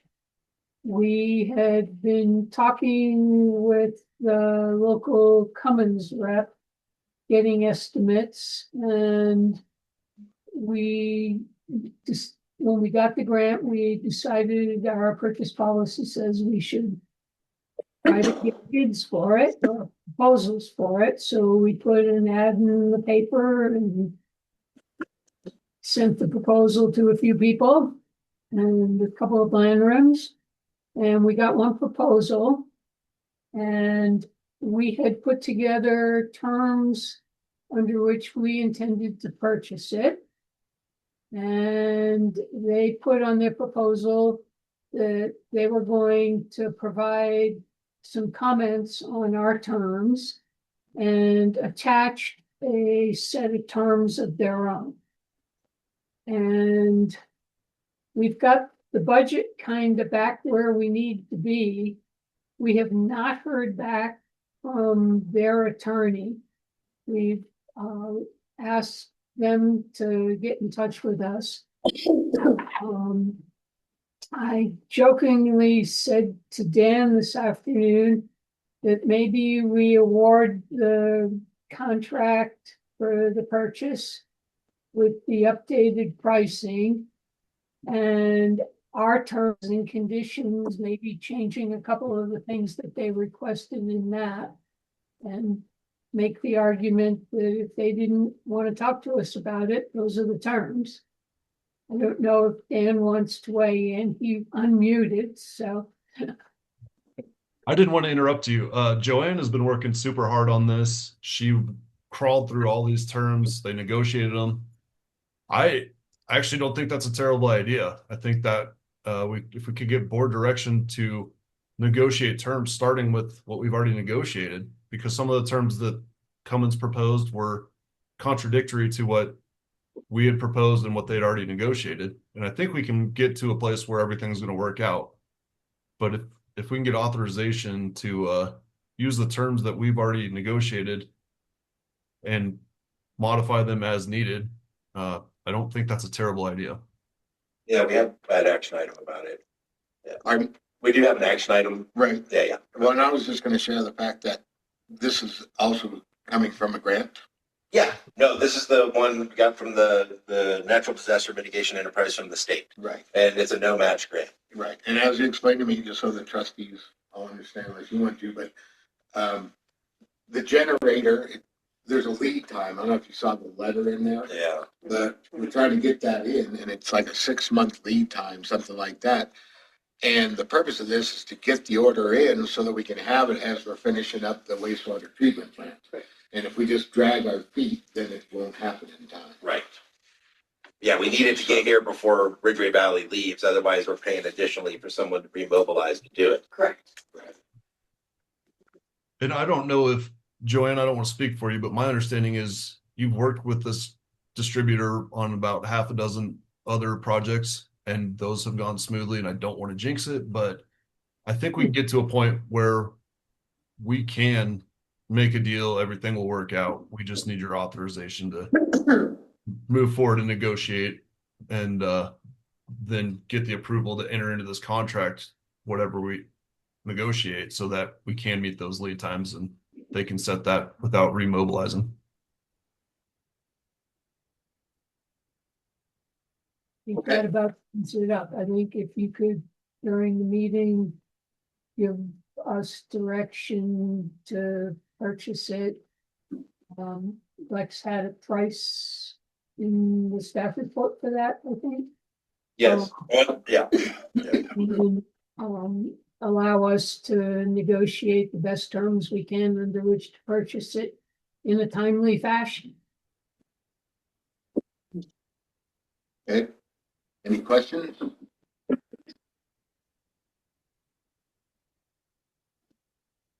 I personally am excited to see that project getting done, and I would not like to do anything that would hold it up or cost us more. So, Yeah. That's my take on And it. we're thinking it's going to cost less than what I put in the action item because we've gone back and forth and we've eliminated some things that we didn't really need. Okay. So it'll probably come in less than what that is, hopefully. Good job getting a grant. One of the terms in the thing that is worrisome to us that they may not give up on is if the tariffs change by the time they get it through submittal and stuff, they have the right to raise the price. So that's one of the reasons I wanted to leave the price a little high. Okay, got you. Yeah, and it was already like $20,000 or $30,000 20 or 30% more than what they quoted us in February. And then some of it, that reasoning is saying tariffs also, is that they're being charged more for the parts they're getting.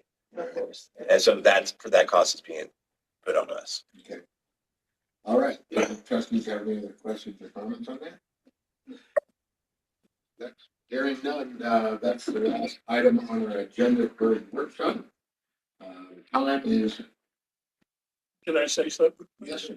I just asked if anybody had any questions or comments. I don't want Trustee Wood. everybody to think I'm just sitting here playing with my phone when I'm supposed to be paying attention to the meeting, but I'm trying to, my hearing aids aren't working and I'm trying to get the Bluetooth to work. I just turned mine up too.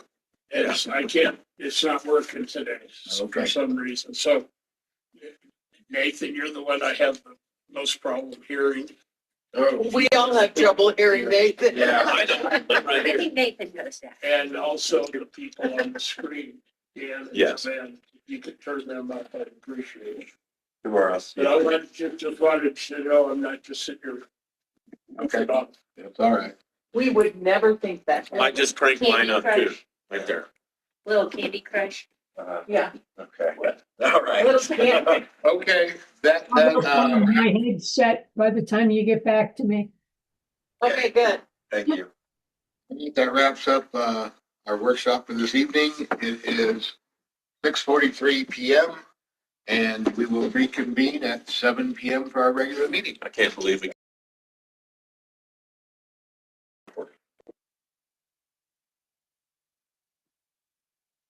Good evening and welcome everybody, to the Lake City Board of Trustees meeting. It is 7:00 PM on Wednesday, December the 3rd, 2025. I'd like to call the meeting to order and begin with the Pledge of Allegiance. No, I have, y'all do that. I gotta go get the charger for the. Plug. Go ahead. No. Trustee Kendall, will you lead it? I pledge Allegiance allegiance to the flag of the United States of America and to the republic for which it stands, one nation, under God, indivisible, with liberty and justice for all.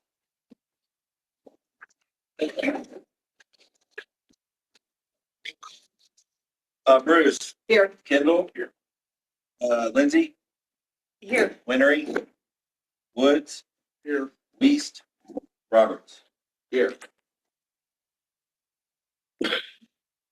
Next, the approval of the agenda for the regular meeting for this evening. Any additions or revisions? I know of none. Anybody? hello. to accept the agenda. I'll second. Motion in a second.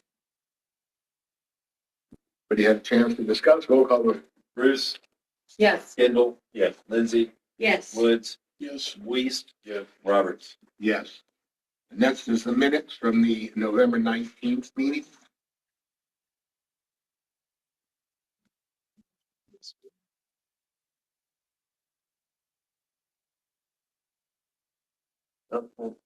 Motion to approve the minutes for 11/19/25. Second. Second. Any comments? Roll call vote. Bruce, Yes. Kendall, Yes. Lindsay, Yes. Woods, yes. Weist, Yes. Roberts. Yes. The next item is bills payable. What a relief. Yeah, we try not to spend much money. Do you want to say something on the Bruce one? I did buy some, Big Stretch, and I actually just recently bought more, to seal some things in the house that need to be sealed or weren't sealed properly when one of the logs was replaced. So I just wanted to explain what that was. I just had a question. There's, no, I was gonna highlight it. I didn't.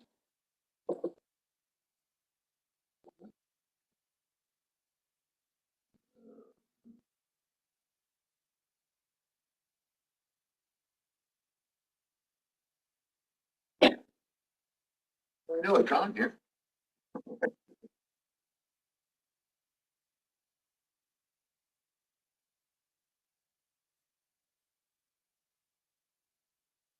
E-Wall compressor.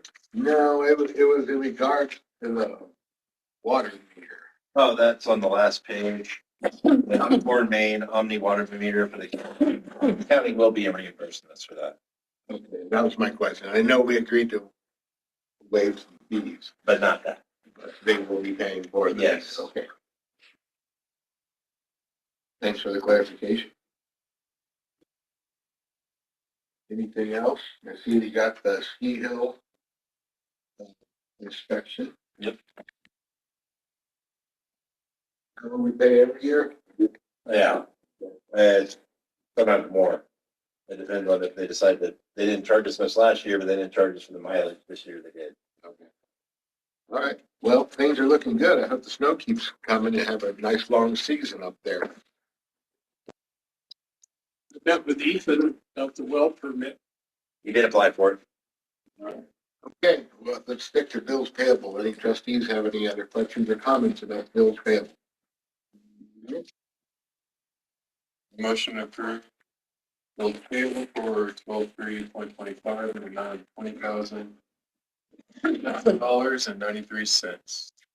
I'll second. Motion a second. Roll call vote, please. Bruce. Yes. Kendall. Yes. Lindsay. Yes. Woods. Yes. Lees. Yes. Roberts. Yes. Next item, citizens' comments on matters not on the agenda. We don't have any citizens with us in here this evening. Are there any citizens on Zoom that have any comments on anything that's not on the agenda? Raise your hand or unmute yourself. Seeing and hearing none. We will move on to employee reports. First is town engineer report. Joanne, it's in your packet. I just like the idea that it's in the shape, the sludge is in the shape of a heart. That's kind of cool. Yeah, right on. Okay. I appreciate the photos because the pictures worth 1,000 words. I still do a drive-by about every once a week just to see it. They've gotten a lot done. The building's looking good. Yeah, the building is looking good. Okay. Joanne's not with us. Self-explanatory. Yeah, it is self-explanatory. All right. Any trustees have any questions or comments? Next is the sheriff's report.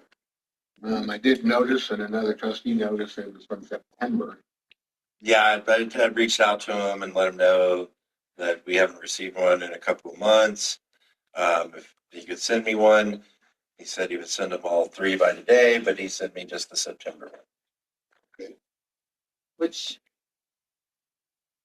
Everybody get a chance to read that? could be okay.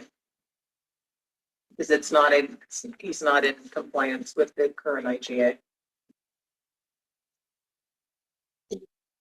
Okay. Next item, building official report. That's in your packet.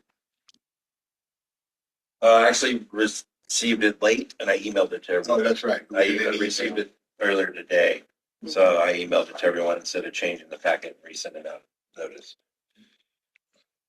Gotcha. Do the trustees find that email? Yes, yes. Okay. Not much going on. Nope. Coming into the slower season, but amazing. 100 permits through the year. For such a tiny place. I know, that's awesome. Any comments on the building official report? No. Okay, Parks and Recreation report. Mr. Hay. Yeah. Yeah, I mean, with some of the expansions, there was a short in some of the heat tape and it froze some of those lines. They had to undo all of them and then troubleshoot to figure out which portion of the heat tape. In the process too, it froze the pump. So I have to get a replacement pump. The electrician who we've been speaking to since June, we've actually had pulled 4 different well, he's contacted 5 different electricians. 3 actually came to look at it. Only one of them gave us a quote after months. And he's supposed to have gotten the work done weeks ago, and he's kind of blown us off. And so we haven't got the electrical work done for the other part of the new section of the wall. So right now, only the parts of the wall that were running last year are running right now, until we get a replacement pump, and also until the electrician actually comes through and does the work we need. How much of the pumps? Like $2,500. We did get one from a grant from San Juan Solstice, so that helps, but it was unanticipated. He did find someone who fixes pumps, so he's going to take that one and another one that had quit out on us after 3 years. This other one froze, and so he's going to try to take those to someone who fixes pump to see if they can be fixed or repaired. Here in town? No, there's no one that does it in town. It's in There is someone that does it in town. who? Doug The Davidson. I'll let him know. Oh, I think he already made an appointment. Was taking it out to Montrose to somebody. Get your phone number. Okay. Well, that's a bummer, but it happens. Yeah, It's not easy to do. In some really cold winters. I know. Yeah, It's really cold. it is disappointing. It being so warm through November means we can make like ice later. Us waiting on the electrician to show up. Yeah. Has been a pain and put a kink in things, but we're working on it. Getting down to 4 tonight. Anyways, that's all I had. I want to let everybody know. That's gonna be tough to thaw those pipes when they're frozen. I guess to get the heat tape going again, thaws them out. Yeah, except for the water hoses on the main line, those have to be pulled and brought all the way back and thawed out and then go put back on. So yeah, he spent 4 or 5 hours on Thanksgiving when he found out it stopped working, pulling out 24 hoses, and yeah. Anyways, it's been a struggle. Yeah. Hopefully it'll go smoother now. Let him know we appreciate it and sorry we had to go through that. Yeah. Okay, any comments on the Parks and Rec report? Okay, we'll move on to Public Works report. So what's, Trustee Briggs? why, the difference in, so we, last November, 7 million gallons of wastewater. In this year, only 2 million for November? I do not know how that's I will answer. good, Joanne. Because we were filling the new pond, so we weren't discharging as much. You got her now. That makes sense. Okay, thank you. I don't have that kind of mind. I did not cross mine. Okay. Any other comments on Public Works? What about the water fill station? Is that gonna be, it's gonna be right on the road? I mean, he's gonna give me a proposal about that. And he took me over there to show me. It would be in the right of way. It's still in the street right of way. That's an 80-foot street. So it would be in the right of way just on the north end of those lots. And between the trail, like right by the trail, so we didn't have to move the trail and get rid of it. Directly to the right of that would be where it is. It's not a big thing either. It's like 10 by 12 feet or something. And that's not gonna affect the housing development? No, because I already went through that with them, where they're putting all their service lines is on the other side of the property. Won't interfere with anything over there. And the road's wide enough there that kind of be a pullout, so when trucks or campers or anybody's using it, they're not blocking the road. Right. We're gonna have to put signs there that no permit parking. Yeah, I mean, this is he's gotten quotes on everything. I think except for the electrical work, we're still waiting on the same electrician. It's been very difficult to get an electrician to do anything, on how much to run it from the transformer that exists there underground to where that's gonna be. So he's doing it somewhere. But that location's the easiest, most feasible. It's the only place in town really where it's gonna work. It won't work at Memorial Park. It'll be about $60,000 in just pipe to make Memorial Park work. Well, luckily there is a big electrical box right there too. Yeah, and if we couldn't connect to that one, we'll have to use the one that we put there for the water fill station a few years ago before we started doing the housing thing. Because we were gonna put it right there right in front of those lots. Yeah. And so that's not gonna work or look nice with the housing development. So we're gonna use that same box and just run a line to that corner, north corner. That's what I'm talking about, that one right by the creek, correct? But- No, we're not using that one. There's too much power already running off that. GCA said we couldn't do that. We're better off. We would spend more money upgrading that one to make it work than just using the existing one we have there and running it. The housing would use the one closer, would have to upgrade and use the one closer to the medical center. Gotcha. Okay. All right. Any other questions or comments on Public Works? Next, Town Clerk Treasurer Report.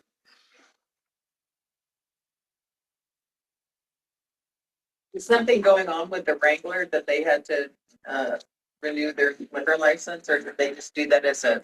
They renewed it to keep it, so they ended up spending the money on getting a new one.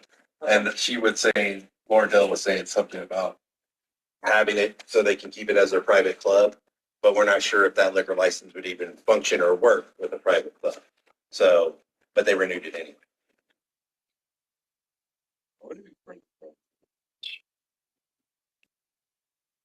You have to be special. You gotta have a special card. Well, I think she does a great report. She does. It is really, I mean, it's so good.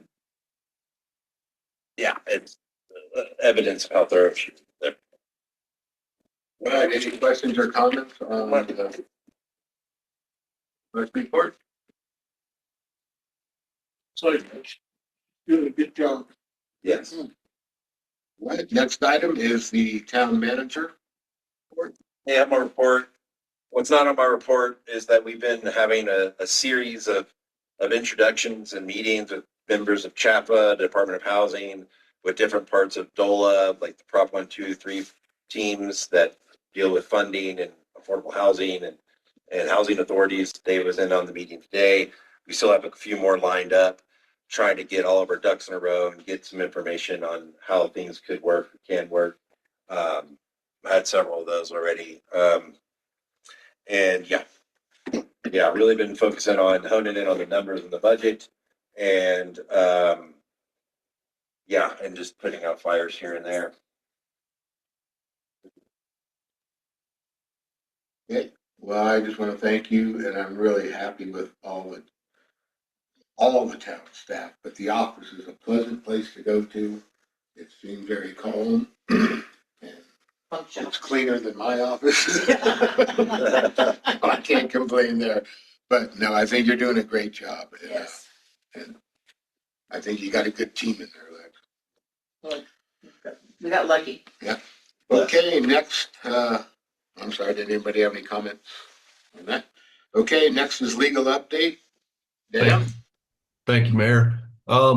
We had a long meeting tonight, so we were pushing the short-term rental prohibition of multifamily dwellings to the next meeting. I did want to say that I called and was a little panicked about some budgeting issues. There's some legislation that's recently passed, and talked to Lex, he already had it under control. And you guys have a great clerk in Christina, because she handled that that election question. So I agree with the mayor's comments about all your staff there.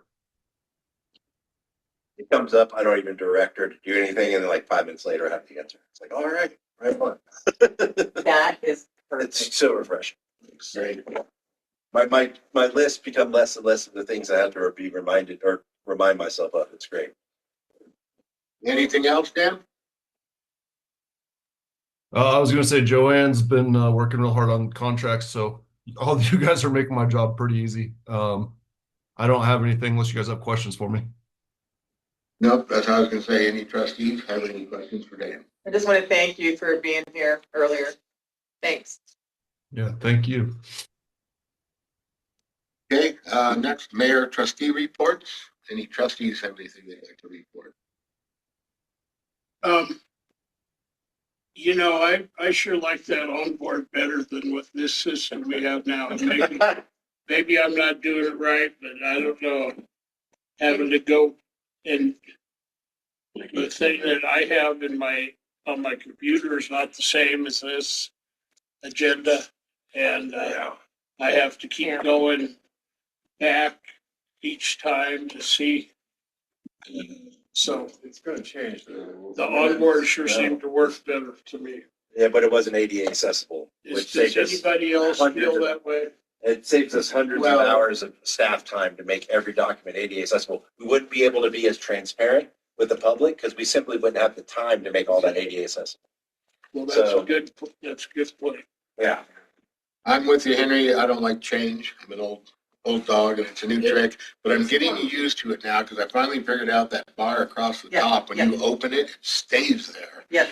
And so I wish that they had better titles up there. So you remember Exactly. which document is which, because I find myself going tit, tit, tit, tit, or when I'm done, I know. remembering I to know. close that document. I'll send some But feedback about that. I will. You send what? I'm sure it's a learning curve, but I ain't I learning. don't have mine. Mine's not set up like. You have to, Theirs are. you have to play with it quite a bit. I just. But- Well, you look at it more like it's an email with attachments. Right, Like, so I just go you there open and then the I click out of it attachment. and then I go back and, yeah. Oh, Yeah, I that's use not boring, sorry. because I don't I have don't even have. Okay. access to Apple stuff. But anyway, Sorry, guys. Should. No, That that's is all right. Apple. I find myself getting lost in now the is not speakers. the time. Now is not, I mean, Gotcha. I would like to get it figured out, but in the Okay. middle of a meeting, this. Well, mine doesn't have I'm not the only one. Mine doesn't have enough memory left to get the update, so there you go. We might have to look at, oh, you were gonna look at that. Yeah. There you But now go. this makes it accessible. If you do it through the website. Okay, any other Sorry. trustees? Okay, yeah. Trustee Lindsay, you have anything to report? Sure. It's snowing. They're gonna join me. Yeah. Indeed. You got your wish, Henry. You're welcome. I do the snow dance every for you. Were you naked? Do you I've have got some proof? Right here. Yeah. No kidding. No, I don't have proof and you don't want to see it, but So. luckily I have no neighbors right now. Our ski team is the Hinsdale Ski Team and Snow Dancers.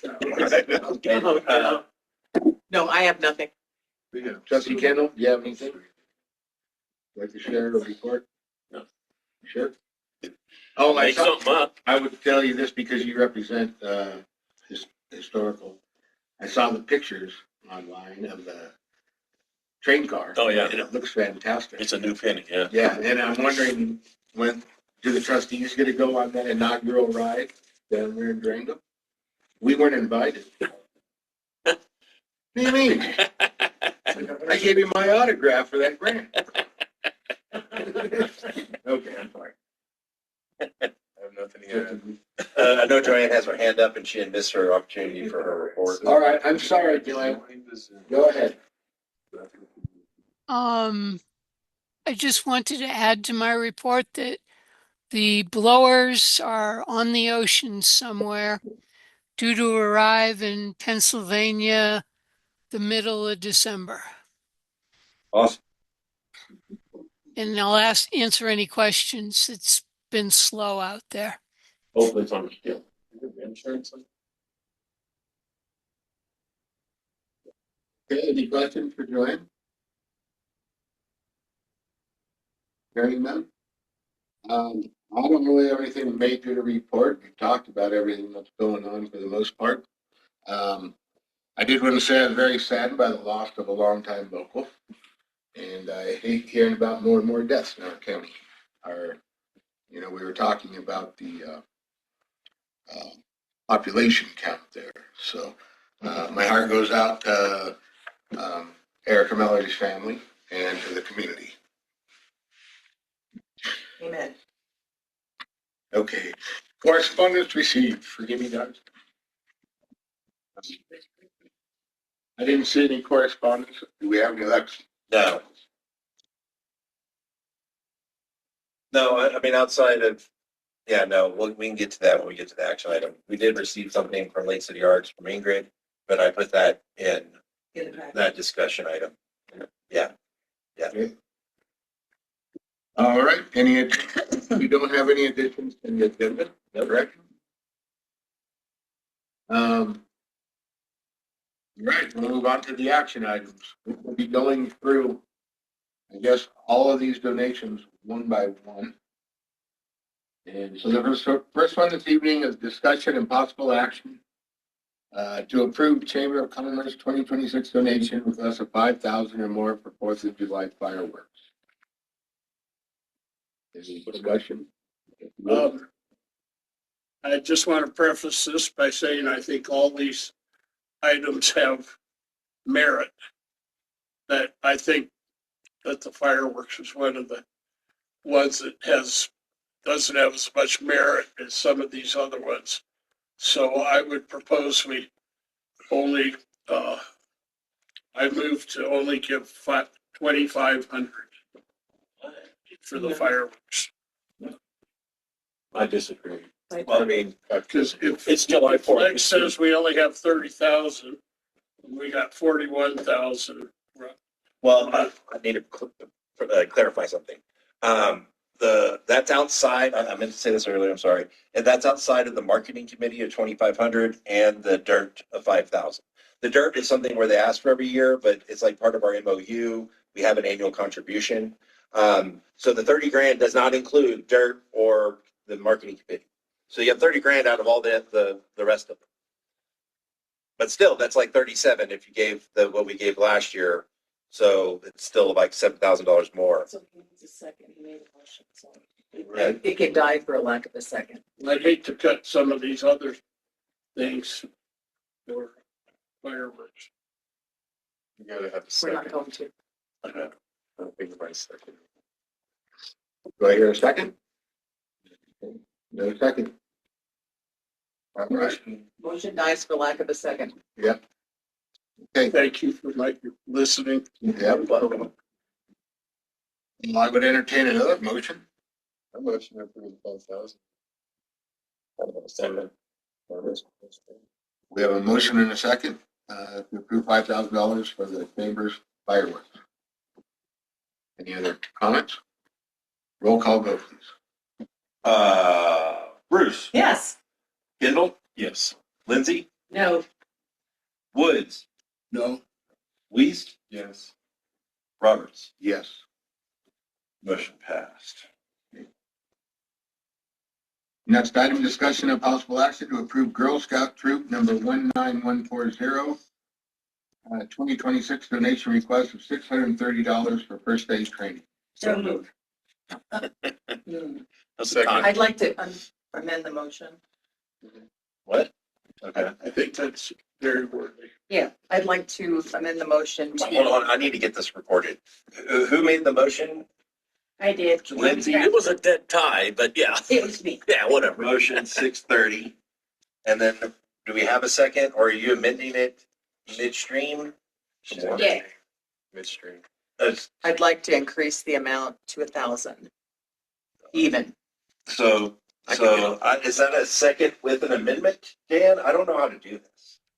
Or So we could, I'm having a hard time seeing who did it, but if you guys, whoever made the motion, if they want to amend the motion, then you ask whoever seconded it if they would still like to second it with the amendment.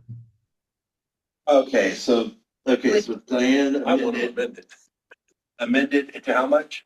1,000. 1,000. Okay, now with the second, someone has the second with the amendment or with the original motion, right? Is that right, Dan? The technical way to do it is you have your motion and then they move to amend it, and that's a second sub motion, right? So you look for a second to amend the motion, vote on that, then that amendment gets approved, then you go back to the motion and vote on it. Or you can Okay. just cancel it all out and say, hey, I repeal my motion, and we just start over. Jody? I would like to make a motion to donate $1,000 to local Girl Scout Troop 19140. And she repealed her We motion. need a second. That would be you. Okay, I'll second. Any discussion? With girls. Hold on. Second, Diane. Okay. Anybody have any comments? I just think that's fair because they're so Yeah, with their request. And I think it's a great program. and if you look. And So, yeah, they're being very fair and I Yeah. think a little bit extra could go along with that Super organization. So, important. They deserve Yes, for our community. okay, then a roll call vote. Bruce, yes. Kimball, Yes. Lindsay, Yes, Woods, Yes. and Weist, Yes. and Roberts. Yes.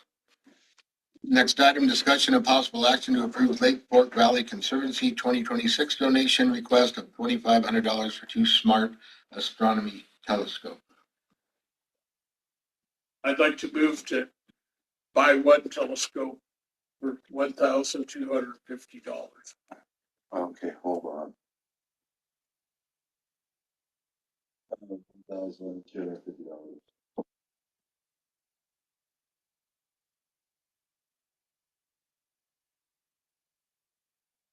Do we have a second? have discussion, but I can't do that. You know, we get a second. Or if we may let not it get a go. second. Go ahead. Well, I apologize. Maybe we should have discussion before a motion. No, No, that's no, not, that's okay. No. Robert says no. Okay, I agree with Trustee Lindsay. yeah. It's Bob's rule. Right, Okay, motion fails. Okay, For lack of a so, second. and the only reason I wouldn't second you is that is the cost per telescope. So they're actually getting another grant elsewhere for, so we are at 2,500. I know that it's not well written.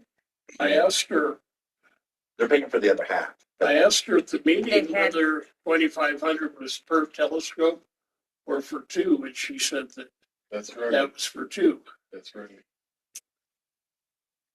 I'm I sorry, understood that it $1,250. I read elsewhere was for that, one telescope. that they were getting money, Yes. other money, the same amount, 2,500 to pay for the telescope. For the one telescope? Two. Two. For two. Two is So- $5,000. So I think that was, I think that was just some, Yeah, no, that's Grammatical right. That's right. confusion. 5,000 for 2. Well, Right. I asked that question of Camille. What she's saying is correct. Yes. I just think that it was confusing the way she said it. Yes. Okay? You, try Right. again, Henry. Go ahead.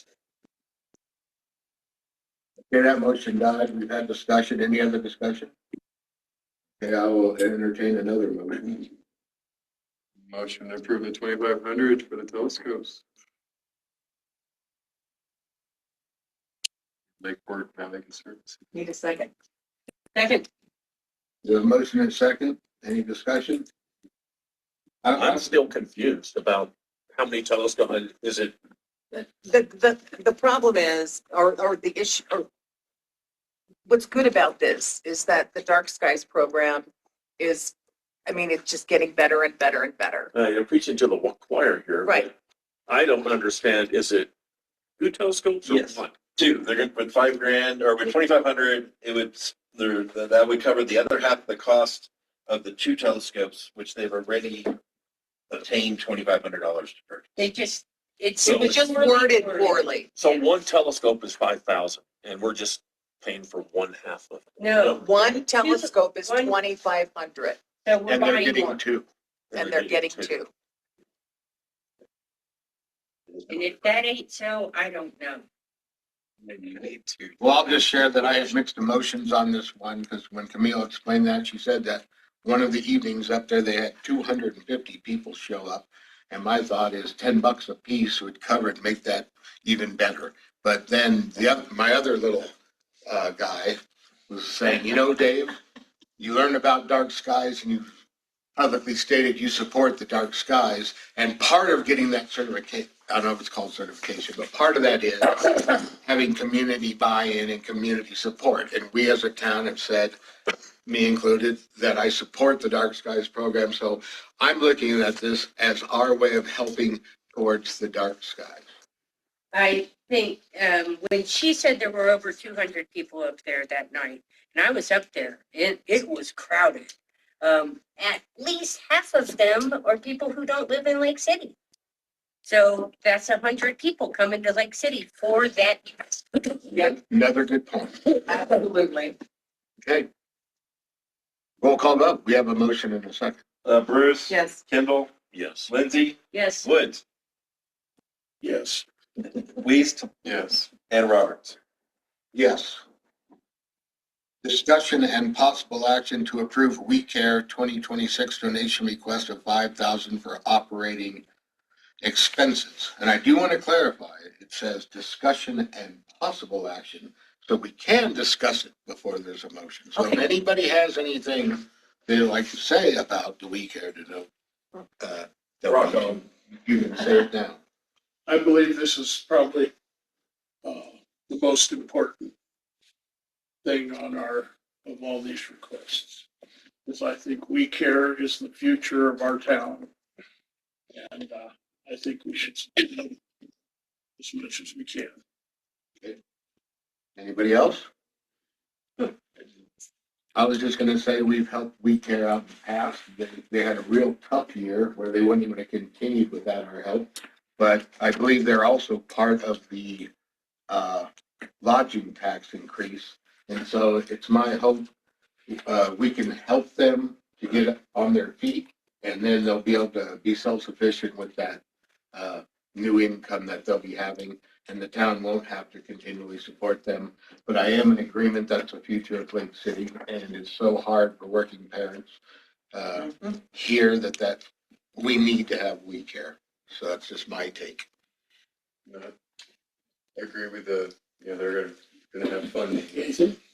They're gonna have funding, and just like with the EMS, maybe we help out for the first quarter until they are able to get their hands on that funding. Well, what's your thoughts on We Care? Half, 2,500.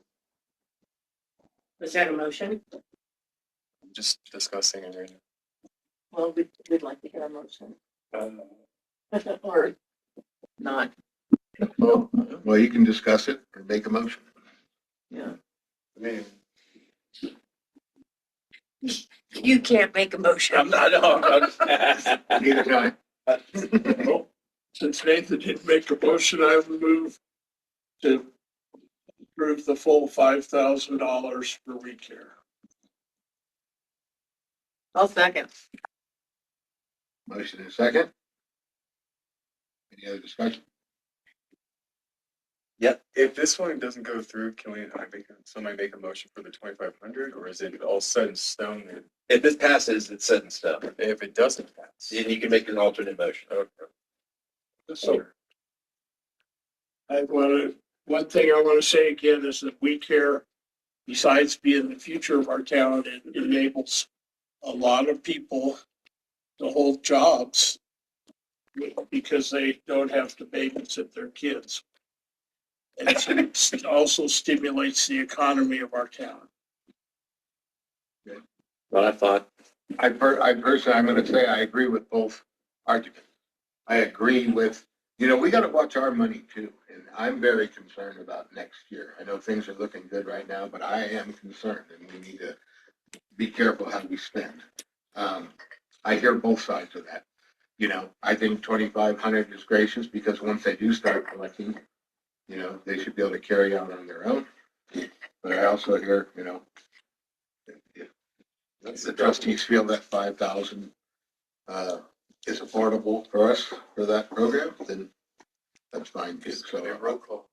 we have any motion or second for We have a 5,000? motion and a second. Roll call vote. Bruce, Yes.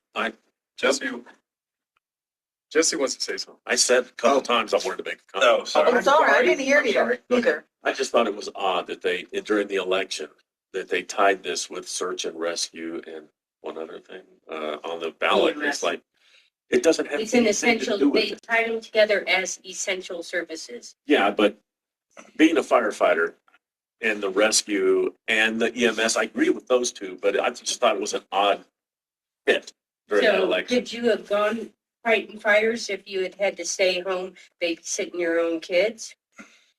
No. So it's a service that's essential to the economy of Lake City. And plus the We had fire- daycares. Plus the Right, firefighter that's our daycare. was the Daycare sales is tax. But we wasn't- paid a lot for our And thing. so do the people who use WeCare. But there just aren't enough of them to cover the operating expenses. I just thought it was an odd ask for the election Yeah. and then we're getting hit here again, you know.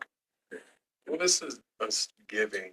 It's not. I realize it's a giving, but Vote your conscience. Yeah, yeah, need it. Right on. Okay, we have a motion in a second. Roll call vote. Bruce. Yes. Kendall. yes. All right. Lindsay. Yes. Woods. Yes. And Weiss. No. Oh. Oh. And Roberts. Really torn. I'm really torn because they will be getting their tax money, but, okay, I'll agree. This is the last year. Yeah. Yes. Okay. Okay. Discussion and possible action to approve the Lake City Arts 2026 donation request of $5,000 for building maintenance and repairs or website improvement. So this is where that correspondence came in. Ingrid had kind of sent an alternate request after getting feedback from Jason about how that conversation went. So I included that. It's not before the deadline, but I figured might as well put that before you. And If it made. Lex, I'm online as well in case there's any questions. And again, I'm new to Lake City Arts and actually a newly elected president. So I'm just jumping into this myself and learning, but I am here to hopefully answer any questions that you might have. Okay, thank you. Anybody have any discussion? Trustee Bruce? I would speak against this. I don't think, well, definitely the building maintenance because they are a landlord as well. They're a 501c3, but they are a landlord as well. And the website improvement is, I don't think that's in our purview. Can I talk to a little bit of the rent, or is that not appropriate? Well, let us have a discussion. Okay. And then if anybody has a question for you. Great, sounds good. Trustee Woods, did you have something? I can't take part in this discussion. Oh, okay, that's right. Trustee Lindsay? As you were on the last, vote, I am torn. I love that building. I think that it is like the heart of Lake City. So much happens in it and around it. That it needs to be taken care of. It is a community resource in and of itself as a building. But I'm torn. I don't know how I'm gonna vote. Okay. Trustee Kendall, any comments? I'm not sure what their budget is, but I'm sure it's pretty damn massive. Not that massive. No, what I'm saying is. I kind of Everything agree they do with you. there, I love what they bring to the Right. community. I think they're worth the 5,000. But they get a whole bunch of rentals here. I just think it's a bad precedent to set. There are a lot of awesome buildings and structures in this town and I don't think there are other resources for this type of building or this type of, organization to access. And I don't think that we should be one of them. Share my feelings. I'm very torn on it because it's kind of a hub of the community. At the same time, I have received comments from other people. I brought this up at that night that I don't know how that works because they're a nonprofit, but those are rental units, and it's not the town's job to be replacing windows and all that for another landlord. The other thing is we have an armory to maintain, and I don't know where that money is coming from. Yeah. The other thing that was brought up is, now I know Ingrid is a new president in there, but I was told that they had already received a grant in the past, and somehow the funds, they didn't go for what they were supposed to go for. If I'm wrong on that, let me know, but, or it didn't get followed through. My hope would be is that they could work with, and I suggested this in the last meeting, to work with Joe Fox and our historical commission to help get funding to maintain that building again. And Mr. Fox had stated that that is kind of forgivable and that he would work to help them. Like I said, I'm very torn on it, but I don't know. To speak to, and it, I certainly don't remember all of it, but I know that they did receive a substantial grant from the Colorado History State Historical Fund, and that it was mainly used to do the roof to protect the rest of the building. But with that grant comes some pretty aggressive reporting and upkeep schedules that did get kind of crumbled too. So yes, they have received help in the past. It makes it questionable whether they can receive help from that same source again. But yeah, that's it. That's Well, thank you for that's that what- information. I had only, Yeah. I didn't know the details on that. And Joe did come talk to me. I believe he was reaching out to Ingrid. But he said that's not uncommon for nonprofits with historic buildings in Colorado. And so he knows the compliance people. He seemed to be optimistic about being able to set things right, possibly getting them back on track to receive that funding. But that's yet to be seen. But he seemed to be optimistic about it. If that was explained and they petitioned the History Colorado, that possibly could put them in proper relationship with them again. I don't know, I'm a little bit concerned of setting a precedence where we're, which building's next, and we got our own buildings to maintain, so. Yeah. And a lot of the buildings that have not been maintained properly on a regular schedule for a long time. Yeah. No, I love the theater, I think it's great, but I have a hard time. I'm weighing against it myself, but. If I go to motion? Yeah, I can't make a motion. Can I throw in a couple comments? I guess. Since I guess I've done, and again, I'm learning here and I've done more research, and just so everyone knows, we do get rent. That portion we do have to file separately. We get about $55,000 a year in rent, but our operating expense is closer to 100, and that doesn't even include salaries. So we do have to compensate, and we do a lot of fundraising throughout the year. Obviously, a lot of our programs raise money to help cover those costs. I've tried to look into the previous grants that we've received. It's been mushy. It's hard to kind of get exactly what's happened. We have submitted for another grant from the State Historical Fund we should hear from shortly. That's $20,000, and it requires a 25% commitment as well from the organization. So that would also be $5,000. That specific grant is for the front facade and the doors. I hear you that there's a lot of buildings, so I understand that logic. And again, I'm learning, so I guess I'm asking for a little bit of grace in this, which is why I also submitted the need for the organization to revamp. We're kind of going to be in a revamping year in 2026, and we want to create a more professional presence on the website, which not only helps Lake City Arts but also Lake City in general, or in terms of attracting people and members to the organization. So that would be the alternative way that we could or would spend money. So thank you. Thank you. Okay, thank you. Have y'all asked the San Juan Solstice for a grant, or You're talking to Ingrid. I'm talking to Ingrid, actually. Sorry, I'm looking at you, Gary.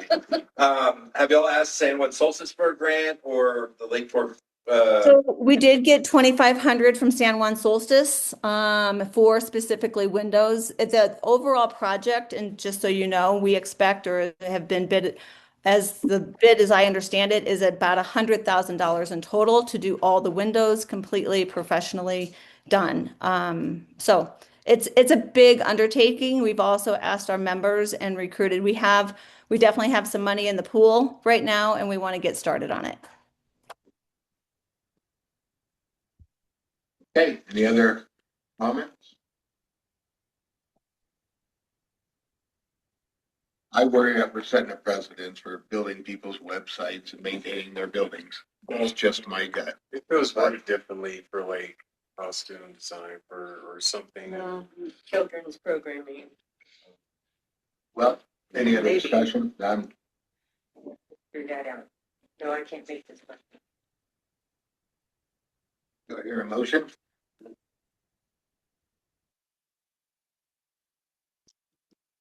Hearing none. Sorry, Ingrid, but sounds like that.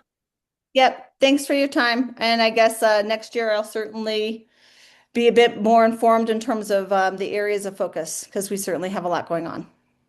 Okay, I just want to thank you for stepping up and taking that over. And this is not on you. And I believe you do a great job and an asset to the community. So thank you for that. You're welcome. Thank you. Thanks for your time. Okay, next item is discussion and possible action to approve Hinsdale County EMS 2026 donation request of 16,000 or more for sustainability of emergency medicine. Anything? I mean, it just, if anything, it would be, it is a Hinsdale County department. They did get the lodging tax. They'll get their first payment in 3 months. You know, they're going to get over $100,000, probably 110 to 120,000 next year over the year with the lodging, if the lodging stays the same. I think we should give them a quarter of what they're asking, just to help them through the beginning of the year. 4,000. And I like 5. Close enough. Yeah, I like 5. I move to, if it's appropriate, Mr. Mayor. Yeah, Eddie, you have something coming? I move to make a donation of $5,000 to EMS, Hinsdale County EMS. Second. Motion second. Any other?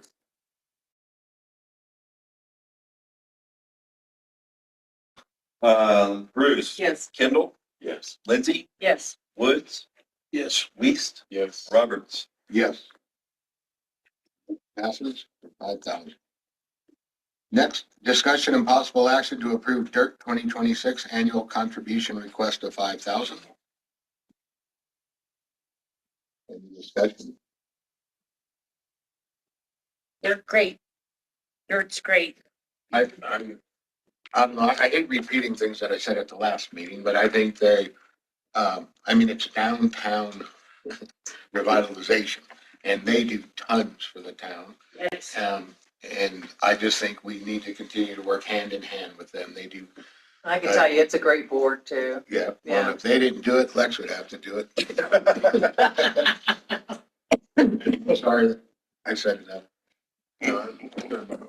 Motion to approve it, because I think we're all on the same page. Second.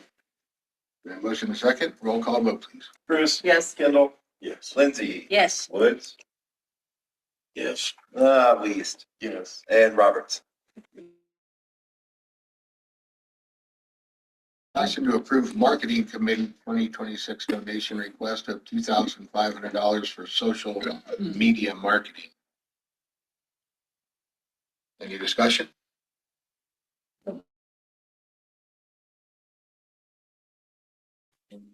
I sit on that one too. I didn't even have to make the point. I just gave her a look. But the marketing committee does. I just know, like, with some of the work through the marketing committee, but like just the work she Yes. did for our ice wall has brought so much attention to the town. And, you know, when I see those stats of the hits and all that, it's worth every penny in my mind. Well, and that was money that we paid her to do our own social media marketing. Okay. But still, yes, they do it for just promoting our ice wall or studio. Yeah, she ties it all together, or the It did. marketing committee was a separate, But now she wants So- to do it. Well, So Kate's not doing it.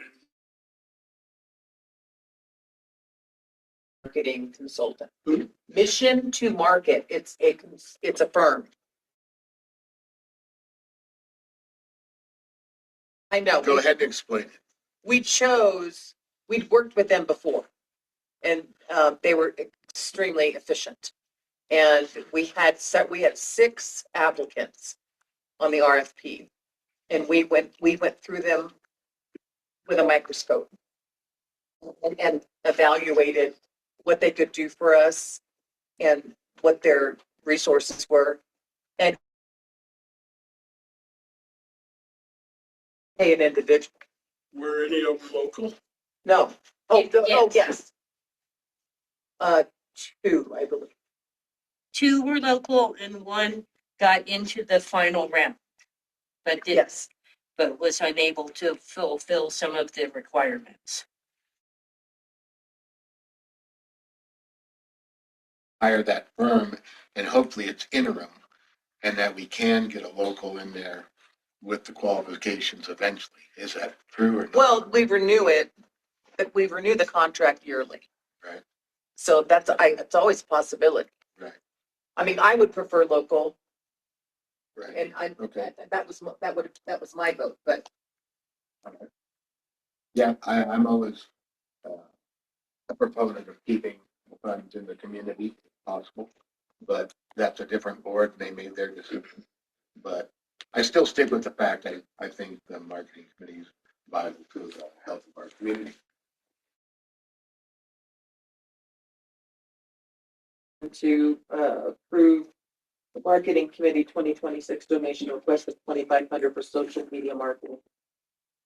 Second. Can I ask a different question? Is it proper for somebody who serves on that board? I was just thinking that. when I'm she the did town that. rep. Oh, I'm representing Yeah. you guys. you're ex officio. on She the- doesn't make money off of it. Yeah, right. Yeah. You just wanted to play it safe there. I asked you. Proud. I appreciate that. Okay, we have a motion. And Second. we had a second, okay? Motion second, roll call vote, please. Bruce, Yes. Kimball, Yes. Lindsay, Yes. Woods, No. Yes. County search and rescue request to use Memorial Park for the monthly helicopter on the first Monday of every month. I think we discussed that earlier. If somebody had something they want to add to that discussion, speak now. wait. And then, okay. Roll call vote.